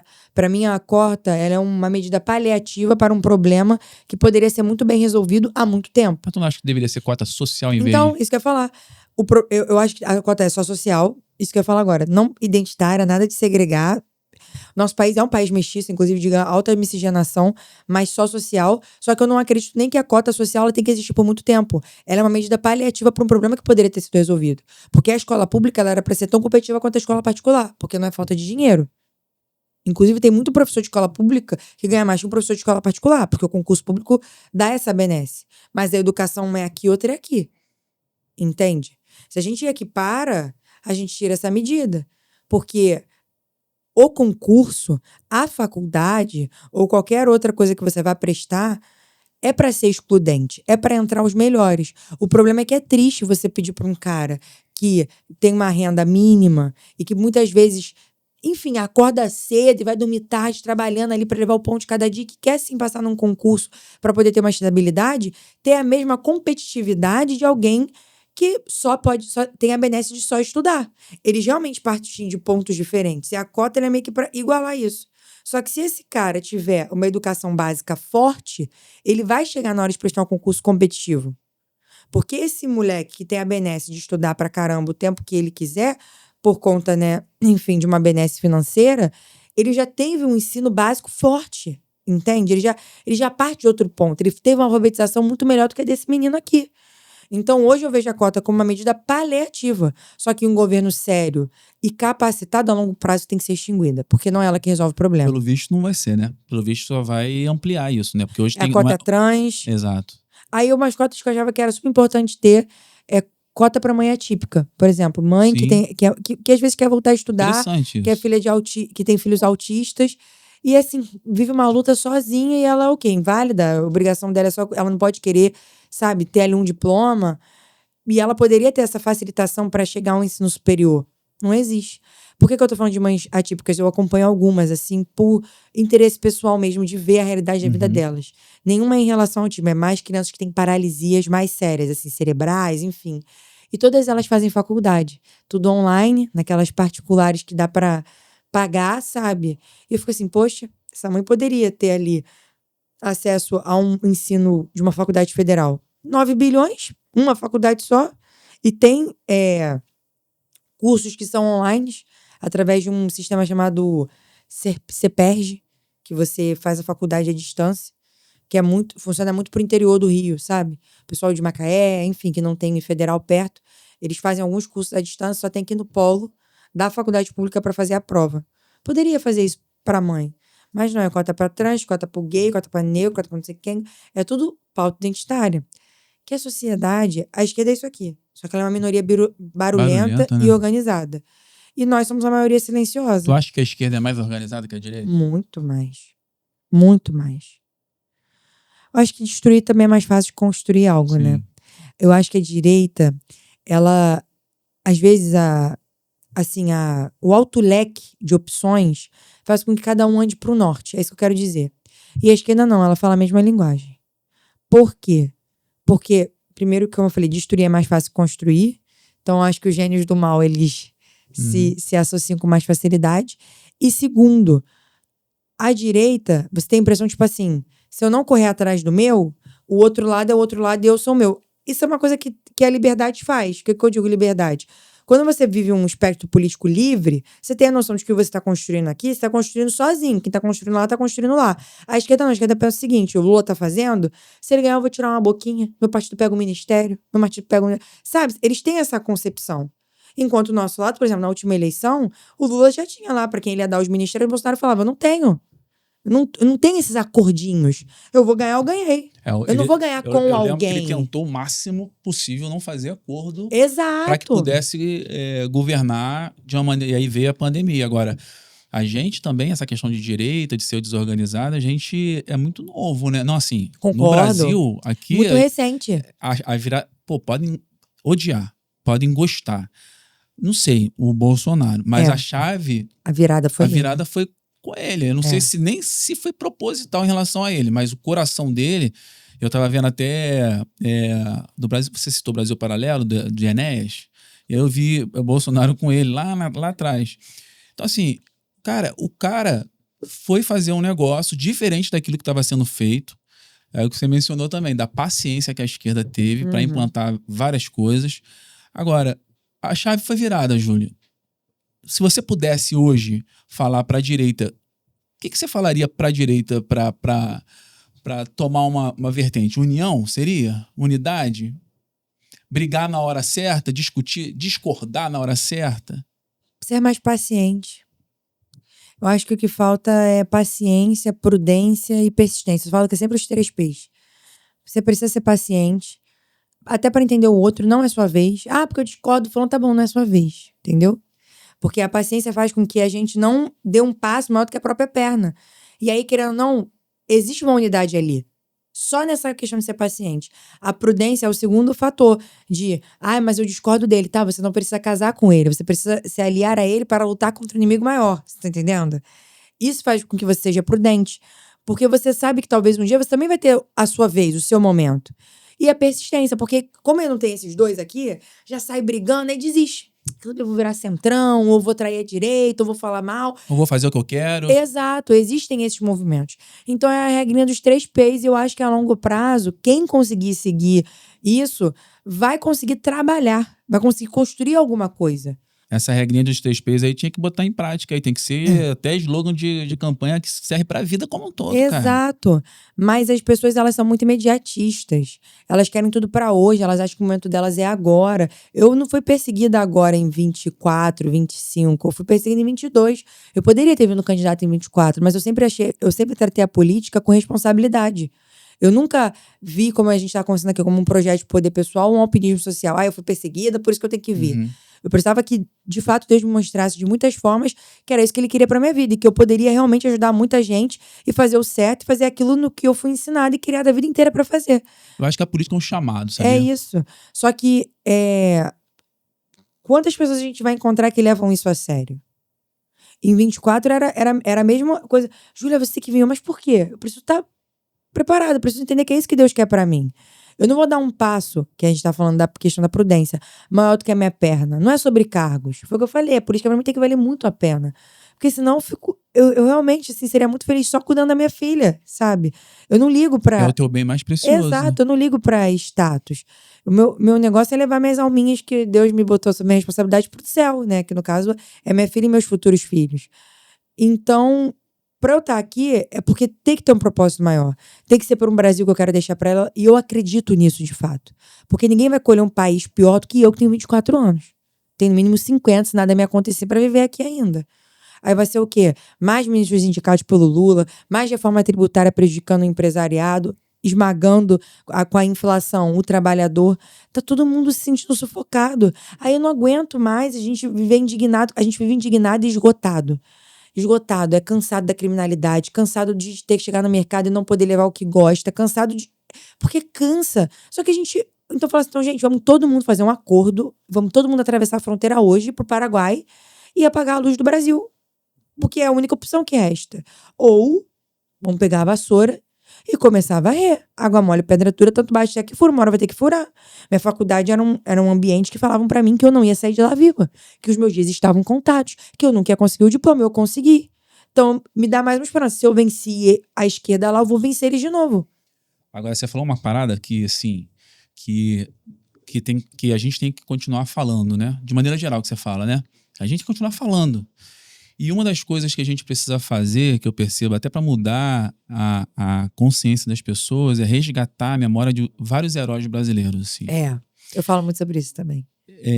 Porque eu percebo, eu conversando com meus filhos veio com uma tirada da escola, eu falei, não, filho, isso não aconteceu assim, não aconteceu não. Ele falou lá atrás, ele tava falando lá de trás, lá da época. Aí eu falei, não, filho, não funciona assim não. Essa pessoa aqui, ela foi isso aqui. Ah, foi, pai? Foi. Essa pessoa foi importante pra gente. Você não acha que a gente tem uns heróis aí escondidos e outros heróis aí que estão em evidência que, na verdade... Isso é mais uma estratégia da esquerda. Apagar os nossos heróis é como foi o que eu falei, querer apagar o cristianismo. Porque quando você tira a referência, quando você tira o outro lado, quando só tem isso aqui, então isso aqui é a verdade. E ninguém gosta de descobrir que está sendo manipulado. Então aquilo ali vira uma verdade 2 vezes mais forte, porque você vai ter que quebrar um paradigma que já foi construído. Quando tem os dois lados, a criança, a pessoa, ela já tem ali as duas balanças para escolher. Quando só tem uma, aquilo ali é a régua moral dela. E apagar os nossos heróis, e diz a esquerda que nós que temos síndrome de vira-lata em relação aos Estados Unidos. Não, são eles que botam o Brasil lá embaixo e fazem o maior herói recente ser o Lula, quando na verdade a gente foi um país grandiosíssimo. Eu olho pro passado do meu país, que eu não aprendi na faculdade, e eu fico assim, meu Deus, obrigada por ser brasileira. Um país aonde foi a única colônia da história que a família real veio morar. Ah, não. Acho que eu sempre falo as justificativas. Ah, não, mas eles vieram fugidos de Napoleão. Sim, Napoleão foi derrotado, eles podiam voltar para Portugal, eles escolheram ficar aqui. Detalhe, antes deles virem para cá, o Brasil já tinha sido elevado a reino de Portugal o reino de Portugal, Algarves do Brasil. Então, assim, a gente já não era mais colônia, a gente já tinha sido elevado a reino. Era Reino Unido de Portugal, Brasil, tem que ver o nome certo. Porque eu sou professora de história, tem que usar os termos certinhos. Antes, por exemplo, vou até voltar um pouco mais na história. Os portugueses vieram aqui para matar, roubar e destruir, porque inclusive a minha especialidade, descobrimento do Brasil, para matar, roubar e destruir, como se fosse o diabo. Não, quando os portugueses chegaram aqui, eles tinham um imaginário completamente moldado pelo cristianismo, porque eles tinham passado mais de 7 séculos lutando para recuperar Jerusalém. Então eles eram expulsando os mouros, que eram os islâmicos da Península Ibérica. Então eles não eram pessoas que vieram atrás de pau vermelho e de ouro. Eles realmente se desbravavam naquele mar que eles nunca tinham pisado, naquela imensidão, sem saber se iam voltar para casa, deixando a família para trás, achando que iam encontrar o paraíso na terra. E de fato foi o que eles acharam que tinham encontrado quando chegaram no Brasil. Eles não descem das caravelas. Eles chamam o Brasil de terra de Vera Cruz, porque estava ali perto do período pascual. E o primeiro morro que eles veem, eles dão inclusive o nome de Morro Pascual, porque estava perto da Páscoa. Antes deles descerem das caravelas, 2 índios sobem até as caravelas, de curiosidade por terem visto as caravelas. Eles conversam da forma que eles conseguem. O encontro é extremamente amistoso. Os portugueses descem das caravelas e a primeira coisa que eles fazem ao descer é colocar uma cruz de Cristo e fazer uma missa, que é a primeira missa do Brasil. Pero Vaz Caminha, que escreve a Carta de Descobrimento do Brasil, a primeira carta enviada ao rei, que a gente chama de Certidão de Nascimento Brasileira, ele não fala em nenhum momento: aqui tem ouro, aqui tem pau-brasil, aqui tem pessoas que podemos escravizar. Rei de Portugal, Rei Manuel. A coisa que ele fala é: não encontramos fé nenhuma nessa gente, Vossa Excelência, né? Falando pro rei. Acho que vamos conseguir salvar essa gente. Vejo uma pureza na nudez deles parecida com de Eva e Adão. Precisamos apresentar Jesus para eles. Essa era a verdadeira intenção. Por que isso não é contado na história? Eu não estou inventando, isso está escrito na carta. Quando eu li a carta inteira, é um livrinho de bolso. Falei, ué, mas cadê eles falando que querem ouro? Eles só falavam que queriam converter as pessoas, apresentar Jesus, apresentar o amor de Cristo pro rei de Portugal. Porque isso era aquele período da Idade Média. Jesus era, de fato, ali o norte. Tanto que o real motivo de expulsarem os mouros da Península Ibérica era uma razão cristã, de religiões diferentes. Porque os mouros, eles ocuparam tanto a Península Ibérica que sobrou só um reino, que era o reino de Astúrias, que era o último reino cristão que tinha. Senão aquela região toda ali seria islâmica. E aí os cristãos dali, eles vão retomando, até sobrar o último reino de Granada. Quando sobra o último reino de Granada, Isabel de Castela e Fernão de Aragão fazem a última ali investida e conseguem expulsar os islâmicos para de volta do mar Mediterrâneo, para que toda a Europa seja unificada sob a cristandade. E eu falo isso, inclusive, nas igrejas evangélicas. Eu quero entender quando, para você se tornar um rei, você tinha que ser ungido pela igreja, por Deus, porque acima de você tinha Deus, e hoje a gente quer separar o cristão da política. Não, você só vai poder ser um bom governante se você se inspirar em Davi. Tá entendendo? Claro. A régua moral, ela volta a ser bíblica. José. Exato, porque Deus nunca separou o poder, porque as pessoas precisam ser governadas por alguém. Só que tem que ter bons governantes. Já dizia Platão, eu não me importo se você não gostar de política. Não importo. Só que você vai ser governado por aqueles que gostam. Você sempre vai ser governado por alguém. Só que os que gostam são as pessoas sujas, mau caráter, corruptas, cleptocratas, enfim, que não têm valores nem princípios nenhuns. E aí, voltando a falar da questão dos heróis, não se fala de Princesa Isabel, se fala de Zumbi dos Palmares, que tinha escravos. E Princesa Isabel nunca teve escravos. Nunca. Primeira coisa, quando o pai dela chegou no Brasil, ele ganhou Dom João. Pai dela não, avô. Bisavô, porque o avô era Dom Pedro I.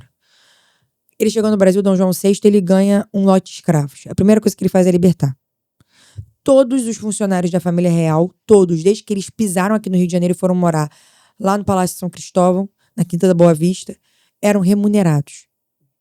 Conforme foi passando os mandatos, né, porque Dom Pedro I era apaixonado pelo Brasil, ele que faz o Dia do Fico, ele que faz a nossa independência. Eu queria que os jovens entendessem isso. Ele tinha que voltar para Portugal, porque Napoleão já tinha sido derrotado, os portugueses pedindo para ele voltar, e ele, não, eu amei tanto o Brasil que eu quero ficar aqui. Tá, e além disso, eu quero tornar o Brasil independente de Portugal, porque eu quero ser o imperador daqui. Caguei pra Portugal.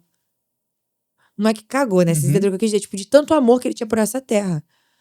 E aí a esquerda quer botar como se a gente fosse, assim, uma escolha repentina, um acontecido, um acaso, sabe? Um filho bastardo de Portugal, entende? Uma história sanguinária. A única coisa, assim, que é o nosso calcanhar de Aquiles, que foi a pior coisa que aconteceu na história da nossa colônia e do nosso país, é a escravidão. Isso é irretocável.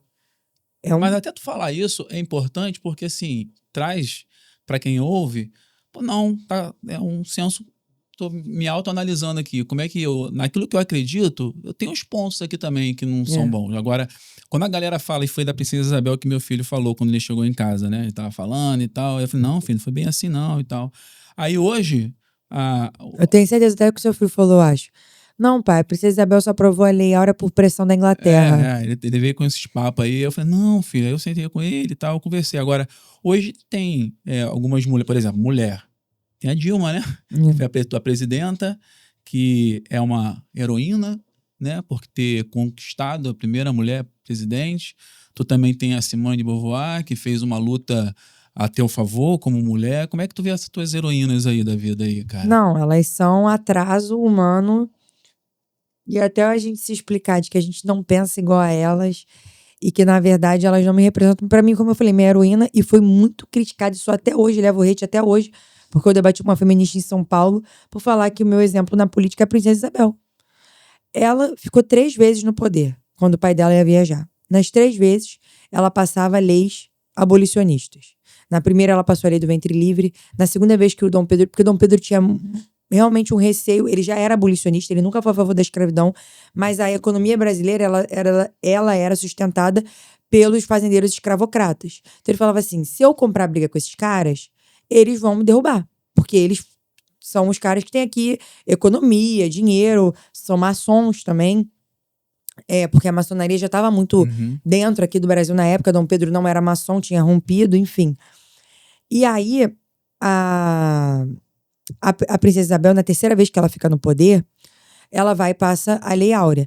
Tirando o que eu não contei antes. Ela era sempre vista como uma camélia branca. A camélia branca era a flor dos abolicionistas. Na frente da casa dela de Petrópolis, as flores que eram plantadas eram camélias. Por quê? Porque quando os escravos viam camélias no jardim de alguém, eles sabiam que eles podiam fugir para lá. Inclusive, tanto a casa dela, que é bem de frente para o Palácio Imperial, os dois eram refúgios de escravos que fugiam de fazendas escravocratas. E quando iam trabalhar para a família real, trabalhavam de forma remunerada. Não contam, mas a mãe dela, Teresa Cristina, não era a dondoquinha que ficava lá esperando a comida. Ela cozinhava todas as refeições, junto com as suas funcionárias, na cozinha que era ao lado. É que querem pintar a nossa nobreza como se fosse, enfim, a esquerda, né? Pra gente ficar com bastante raiva e amar essa república. Reis mesmo a gente tem hoje, que custam bilhões. O STF custa bilhões, o Congresso custa bilhões, o Senado custa bilhões. A gente trocou uma família real por 512 reis, só no Congresso, não sei quantos mil prefeitos, que são mais de 5 mil, por diversos mini-reis. Que não é a função de uma república em si. Por isso que a gente tem que resgatar, inclusive, né, o que é a república, né? A República Romana. Mas, voltando. A Princesa Isabel, quando ela abole a escravidão, todo mundo avisou ela. Você vai perder o seu trono. Os escravocratas vão dar um golpe. Porque eles têm dinheiro, eles têm armas, eles têm quase que uma milícia, né? Que é um exército paralelo. E aí ela fala aquela frase que eu amo, que é: se 1000 coroas eu tivesse, se 1000 tronos eu tivesse, 1000 tronos eu daria em troca da libertação dos escravos. Ela liberta os escravos. A população, a igreja, né, as pessoas da igreja, começam a juntar dinheiro para construir uma estátua para ela, em troca disso. E ela vira e fala: não, construa uma estátua para o verdadeiro Redentor que libertou todo mundo. E aí a gente tem o quê? O Cristo Redentor. Por que ninguém conta essa história? Que a estátua era para ser um busto uma cara da Princesa Isabel. E ela que pediu para colocar Jesus no lugar. Porque era assim que ela se comportava. É interessante, né? Porque assim, a história contada como ela é libertadora, né? Muito. Porque a pessoa entende. Tu, como historiadora, você já leu o Laurentino Gomes? Já. É bom. Eu tenho 3 livros dele lá sobre escravidão. Ele é mais historiador, assim, contando os fatos, ou ele é um pesquisador? Me fala aí. Ou não fala nada? Então, Eu acho que vale a pena a leitura, mas eu acho que sempre é bom pesquisar outras fontes. Era isso que eu queria saber. Eu já perguntei isso para 2 historiadores, falaram... E tem fontes boas, tá? A esquerda ainda não conseguiu apagar. Ela tá tentando, mas ela não consegue. Por exemplo, eu vou dar um exemplo pra vocês aqui. Eu amava a Idade Média, né? Hoje em dia, minha paixão era Descobrimento do Brasil, que foi o que eu fiz o meu TCC e tirei 10. E minha banca era toda Tu comunista. conseguiu? Consegui. E minha banca era toda comunista. Cara, que interessante, né? Mas a verdade, ela é irrefutável. Refutar a Júlia é uma coisa. Ele vai refutar um historiador de 1556 que escreveu sobre o Descobrimento do Brasil. Ele é quem, sabe? Eu amava a Idade Média. E aí, um grande autor da Idade Média é o Jean-Jacques Le Goff. Ele é um francês que, assim, dedicou a vida dele lá em 1700 e pouco a escrever sobre a Idade Média. E ele tinha ali fundamentos mais recentes, porque ele viveu mais perto da Idade Média temporalmente do que eu, que estou em 2026. E aí ele escrevia coisas como, por exemplo, a Idade Média eram divididas em feudos. Os senhores feudais iam junto com a igreja para as cruzadas, né, para as inserções nas cruzadas para recuperar Jerusalém. E deixavam suas esposas no comando do feudo. Elas comandavam exércitos, aquela economia interna, as feiras que tinham o povo. Às vezes, um outro senhor feudal queria invadir aquele mini-reino, né, aquele mini-protetorado, falava, a família Henriques, né, os homens saíram em expedição com a igreja para lutarem em prol da cruzada. Vamos atacar lá a esposa dele que está sozinha. A mulher não. Falava, escrevia cartas. Meu marido deixou o exército, não abra as portas para você, estou pronta para lutar até o fim. Ou seja, mulheres que já estavam no poder muito antes do feminismo. Como eu falei, até para feminista. A princesa Isabel, ela esteve no poder muito antes de existir feminista no Brasil. Quando tu fala isso, o que elas falam? Não, mas ela era uma mulher só e não eram várias. Eu falei, igual os homens, não todos os homens que participavam da política. Era a casta da nobreza. Quando os direitos eles foram chegando para todos igualmente. Mas elas não... Falam que não, que ela não representa. Mesmo eu falando que uma grande feminista argentina veio até o Brasil e inaugurou dentro da casa da Princesa Isabel um busto para a Princesa Isabel feministas, porque acreditavam que ela governou em um período onde a mulher não tinha direitos. As feministas de hoje em dia não reconhecem, não. Chamam... A verdade, então, não importa muito, né? Não, esquece. E também dependendo de quem fala também, né? Nossa, exatamente. Não é o que você fala, é quem fala, né? Aqui, você, depois que entrar como deputada federal, Júlia de Castro, deputada federal, o que vocês devem conversar entre vocês? O que você pode falar? O que você pensa sobre o judiciário, assim, pro deputado, pro senador que entra e não conseguir trabalhar, cara, sobre essa insegurança toda que tá acontecendo? Você não tem medo, não?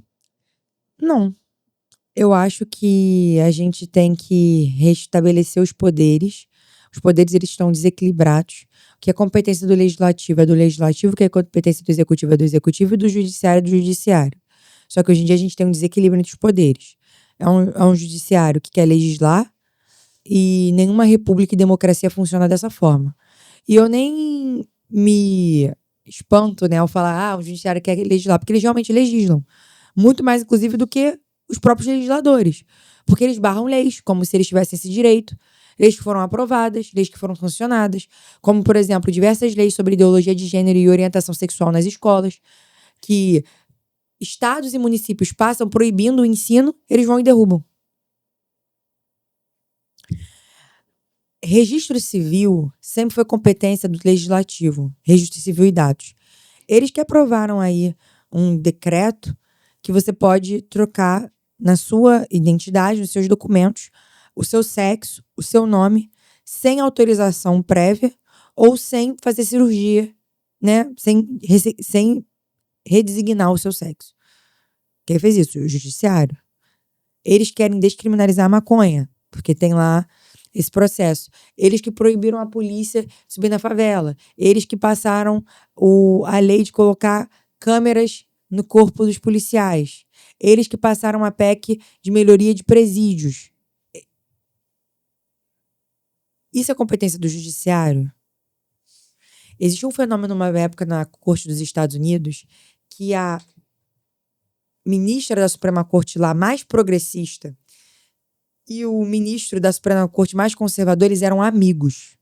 De jantar um na casa do outro, de passarem as férias juntos, porque a Suprema Corte lá é tida como algo muito sério e fechado, como deve ser a última instância de um país. Não um oba-oba que, não, então passa isso aqui, então, não, libera esse bandido aqui, que eu libero aqui ele hoje, bota o Sérgio Cabral na rua e descriminaliza o Lula, não é assim.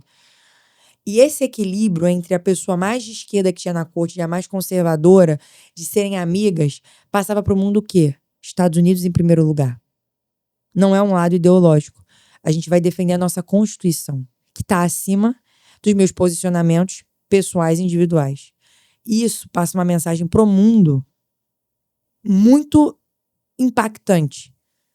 Inclusive, já teve alguns presidentes democratas, rivais do Trump e vice-versa, deles falando, não é sobre ser democrata ou republicano, é sobre defender a América. Aqui não tem isso, aqui defende um partido, um interesse, o escritório de advocacia de alguém que recebeu milhões, é só assim. Agora, é diferente quando você, por exemplo, você entrando, imagina você sentado você participando ali no mesmo ambiente do José Dirceu, por exemplo. O cara que está hoje no pleito, né? E aí eu fico olhando como a gente tá atrasado. Quando a gente vê pessoas querendo mudança, e assim, eu vou assim, ó, fazer um advogado aqui.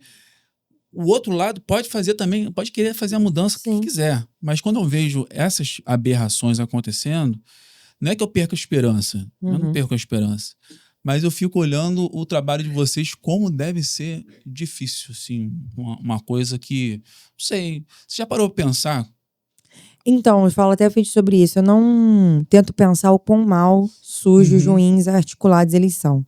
Eu tento pensar o quão boa eu posso ser dentro daquele ambiente.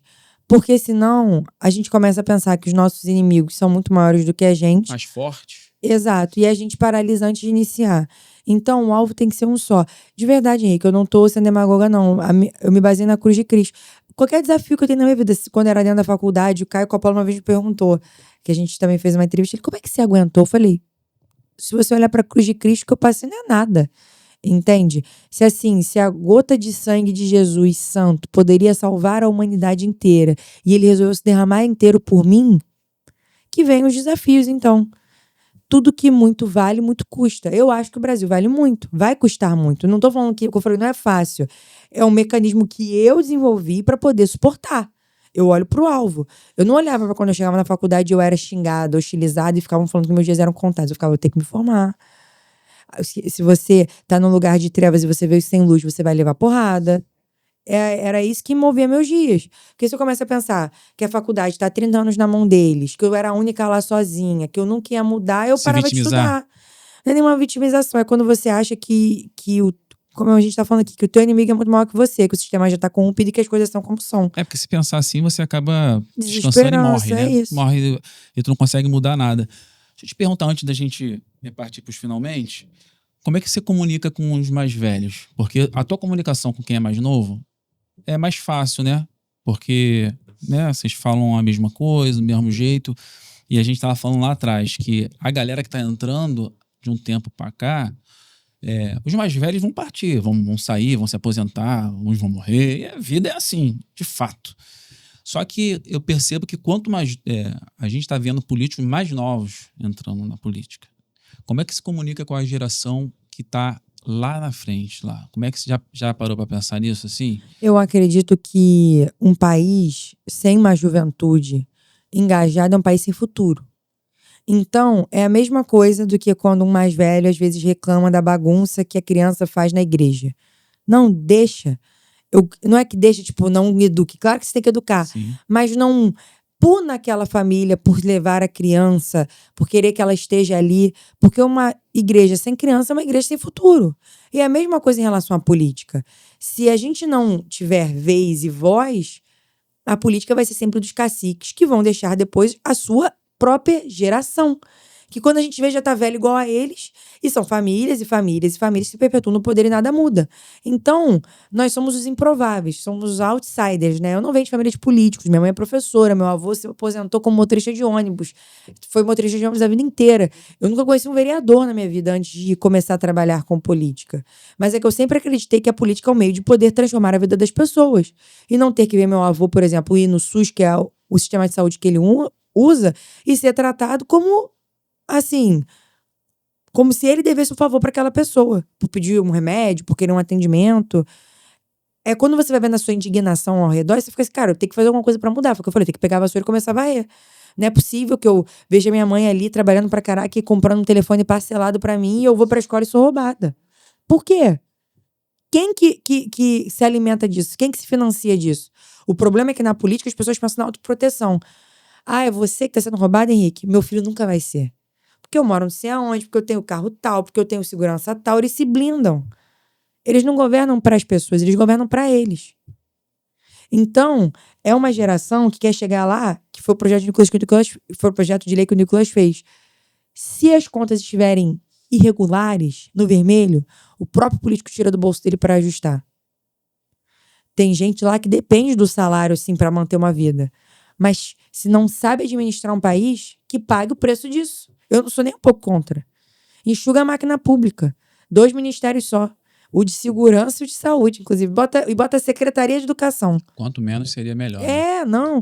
Não, bota 4. Saúde, educação, economia e segurança. Eu não entendo por que eu preciso de um parque de Madureira. E, gente, eu acho muito importante, tá? As pessoas terem espaço de lazer. Eu não tô falando contra isso, não. Mas o que adianta ter um parque se eu sou roubada dentro do parque, se eu sou roubada fora do parque? Se quando eu torço pra não ficar doente, porque se eu ficar grávida e for ter bebê no SUS, é um desespero.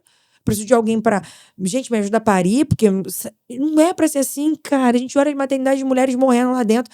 Minha avó que vê muita notícia, ela, Júlia, todo dia a mulher morre no hospital, todo dia a mulher perde o neném. Parece ter um abatedouro. A realidade... É dura. É dura. E o que me dói o coração, às vezes, é ouvir algumas pessoas. E aí a gente acaba caminhando e bate sempre dentro da sala de aula. Eu vejo professores batendo palma pro SUS. Eu não estou dizendo dos profissionais, estou dizendo do serviço que é prestado e como... Eu conheço pessoas que trabalham lá que faz o que pode. Faz o que pode. Realmente não consegue. Agora, Júlia, você entrando, você vai para esse lado da educação, né? Vai levantar a bandeira desse lado da educação? Na verdade, não só da educação. É a minha principal bandeira, obviamente. É a coisa que eu mais quero transformar dentro do ambiente. Mas eu acho que segurança pública, como eu falei, o nosso Código Penal é um Código Penal dos anos 40. Só os deputados federais podem mudar ele, endurecer os códigos penais, acabar com a saidinha, diminuir a maioridade penal. E é uma área que eu quero atuar também. Sou muito preocupada em relação ao pacto federativo que existe no Brasil hoje. Que pacto federativo é esse, pessoal? A cada R$100 que o Rio de Janeiro paga em impostos, só 40 ficam aqui. O resto são redistribuídos por outras regiões do Brasil. Em sua maioria, Norte e Nordeste. A cada R$100 que o Ceará, por exemplo, ou Roraima, deveria pagar em impostos, eles ficam com 100 mais 40. Que são justamente 20 talvez do Rio, 20 talvez de São Paulo. Porque são só os estados do Sudeste e do Sul que têm o seu dinheiro de volta para Brasília e ficam com uma pequena porcentagem. O resto tem vantagem no Pacto Federativo. E aí o cara do Nordeste, o prefeito do Nordeste, nunca vai querer melhorar a cidade dele. Porque o orçamento da prefeitura dele é igual ao orçamento da prefeitura de Niterói. Ou aqui do Rio de Janeiro. Porque o Fluminense, trabalha para pagar essa conta. E aí chega perto da eleição, a educação lá é um caos, é um narco-estado também, as pessoas sem ter o que comer, sem água, aquele caos do Nordeste que todo mundo vive a maior parte de auxílio. E ele vai, pega e chama o Wesley Safadão para cantar. Uhum. Porque a prefeitura tem caixa para isso. Só que é um caixa do dinheiro fluminense. Como, por exemplo, os royalties de petróleo. Que o Rio de Janeiro recebe os royalties de petróleo como uma compensação das empresas que exploram petróleo aqui na nossa costa. Porque caso eles... royalties de petróleo é um dinheiro, né? A gente chama de royalties porque vem através do petróleo como se fosse uma commodity. E aí, como eles extraem petróleo da nossa costa, se eles erram a extração de petróleo hoje, agora, durante a nossa conversa, a gente perde toda a nossa bacia. A gente perde todas as nossas espécies. A gente acaba com a nossa bacia hidrográfica. A gente perde tudo. Porque a mancha de petróleo, esquece, acabou a vida, acabou tudo lá. Até recuperar, não vai dar mais para extrair. Então, como uma compensação sustentável pelo risco que é extrair na costa, nós recebemos um dinheiro extra. Só que hoje, só 40% desse dinheiro fica no Rio de Janeiro. Os 60% já são repartidos no Brasil. E existe um projeto de lei que está no Senado, inclusive um senador de esquerda e do Nordeste, que quer que os 100% fiquem em Brasília. Ele até fala o discurso dele. Um petróleo que é extraído a 200 quilômetros da costa não pertence ao povo fluminense, pertence ao povo brasileiro. Claro, quanto mais dinheiro chegando na prefeitura lá da cidadezinha dele, que não tem nem transporte público, porque tem estado do Nordeste que só tem 6 cidades com transporte público, o resto é bicicleta e Deus dará, e moto, se você conseguir pagar, vai ser melhor para eles. Porque eles fazem o rodeio, eles fazem a festa junina, eles chamam o show. Não dá, entende? É de fato a República das Bananas. A gente tem que reorganizar. Se o dinheiro do Rio começar a ficar no Rio, o dinheiro de São Paulo começar a ficar em São Paulo, os outros estados vão se desenvolver. E, Júlia, assim, dentro do seu coração, eu tenho certeza que bate a esperança, mas o povo tá cansado demais, cara. Tá. O povo tá cansado demais. Eu falo em nome... Eu conheço todo tipo de classe, como diz o pessoal, né? Então, a gente faz trabalho social, eu vejo muita gente que tá cansada, gente pobre, gente que tá sem condições. Eu vejo empresários, conversando com empresários que pagam impostos e já não estão aguentando mais dessa... Então, assim, quando eu falei lá no início que vocês são o nosso suspiro, nossa esperança, a nossa expectativa é que realmente vocês entrem e lutem pelo povo, cara. Porque, assim, o que eu gosto de te ouvir falar, porque você nos enche assim, pô, ela vai lutar por mim. Sabe quando tu tem alguém... Não, deixa que eu vou, o irmão mais velho. Deixa que eu vou lá falar com ele lá. Aí você vê, né, uma mulher de 24 anos, nova, falando pra todo um povo, que fala assim, não, eu tô indo lá. Cara, não perde isso não, cara. Não. Porque isso aí é importante pra gente. E eu quero te agradecer demais por esse período que você passou aqui, porque como eu falei lá no início, né, aqui é o início de um projeto. Aqui é algo que eu penso em trazer pessoas, seja da fé, seja da área da psicologia, seja da área do comportamento, filosofia, que possa trazer alguma luz na cabeça das pessoas, não por mim, obviamente. É pelas pessoas, é só um instrumento. Então, olhando para você e esses outros que a gente estava conversando, esses outros, vou falar meninos no bom sentido, né? Mas são jovens, inclusive o Nicolas, e até os mais velhos mesmo. Eu acho que vocês têm uma responsabilidade muito grande na mão. Deus, a nossa oração, inclusive ontem reunido lá com os pastores, a gente se reuniu para orar pela nossa liderança. E quando eu falo liderança, quem está à frente, inclusive para mudar o coração daqueles perversos que estão lá. Então, muito obrigado por você ter falado o que está no teu coração. E se você quiser falar alguma coisa e deixar algum recado, tá contigo. Henrique, eu queria te agradecer pelo convite. Adorei passar a tarde aqui. Eu acho que a nossa conversa foi muito produtiva. Espero que o pessoal em casa goste também. Eu acho que o recado que eu quero deixar para quem está nos assistindo o Brasil, o Rio de Janeiro, que a gente quer, só depende de nós. Passa por nós. A nossa inércia, a nossa omissão e o nosso esgotamento é a vitória deles já. Já é a vitória deles. Nós precisamos entender que, para algo mudar, nós precisamos também nos posicionar. Eu sei que é difícil, que tudo nos leva à desesperança, ao caos e a um sentimento de agora já deu. Aqui é assim e nunca vai mudar.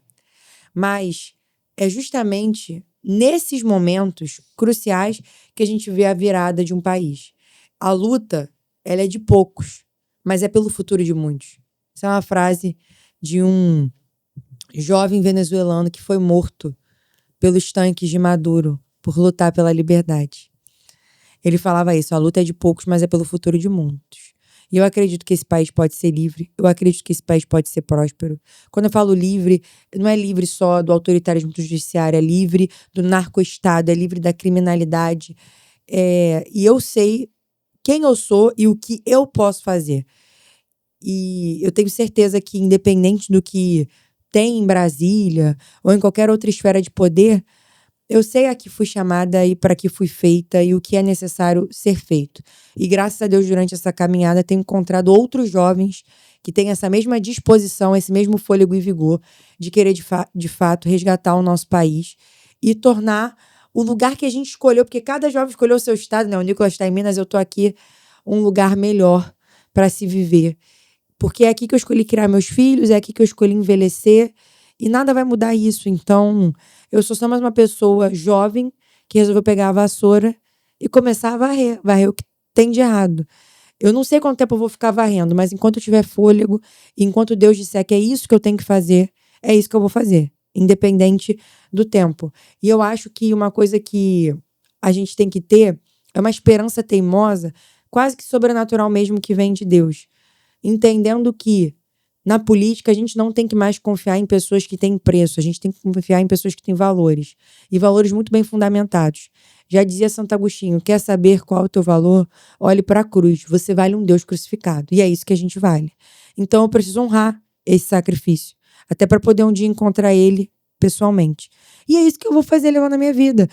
o dia que Deus não quiser mais que eu faça, tudo bem. Eu já tenho outra função, né? Que eu digo da maternidade em si, né? Que toda mulher nasce com essa função inerente. Mas eu sei que hoje isso é um propósito. E eu aceitei essa missão e, graças a Deus, você até pergunta em relação lá aos inimigos, a tudo. Para mim tem sido muito leve, porque eu só consigo olhar para um alvo e meu alvo é Cristo. E eu espero que vocês que estão em casa tenham isso também em mente, porque faz com que todo desafio fique 1 milhão de vezes mais fácil e toda vitória já seja alcançada, porque ele já venceu por nós. Ele venceu algo que ninguém nunca venceu, que foi a morte. Então, assim, se eu tô andando com ele, essa certeza eu já tenho de vitória.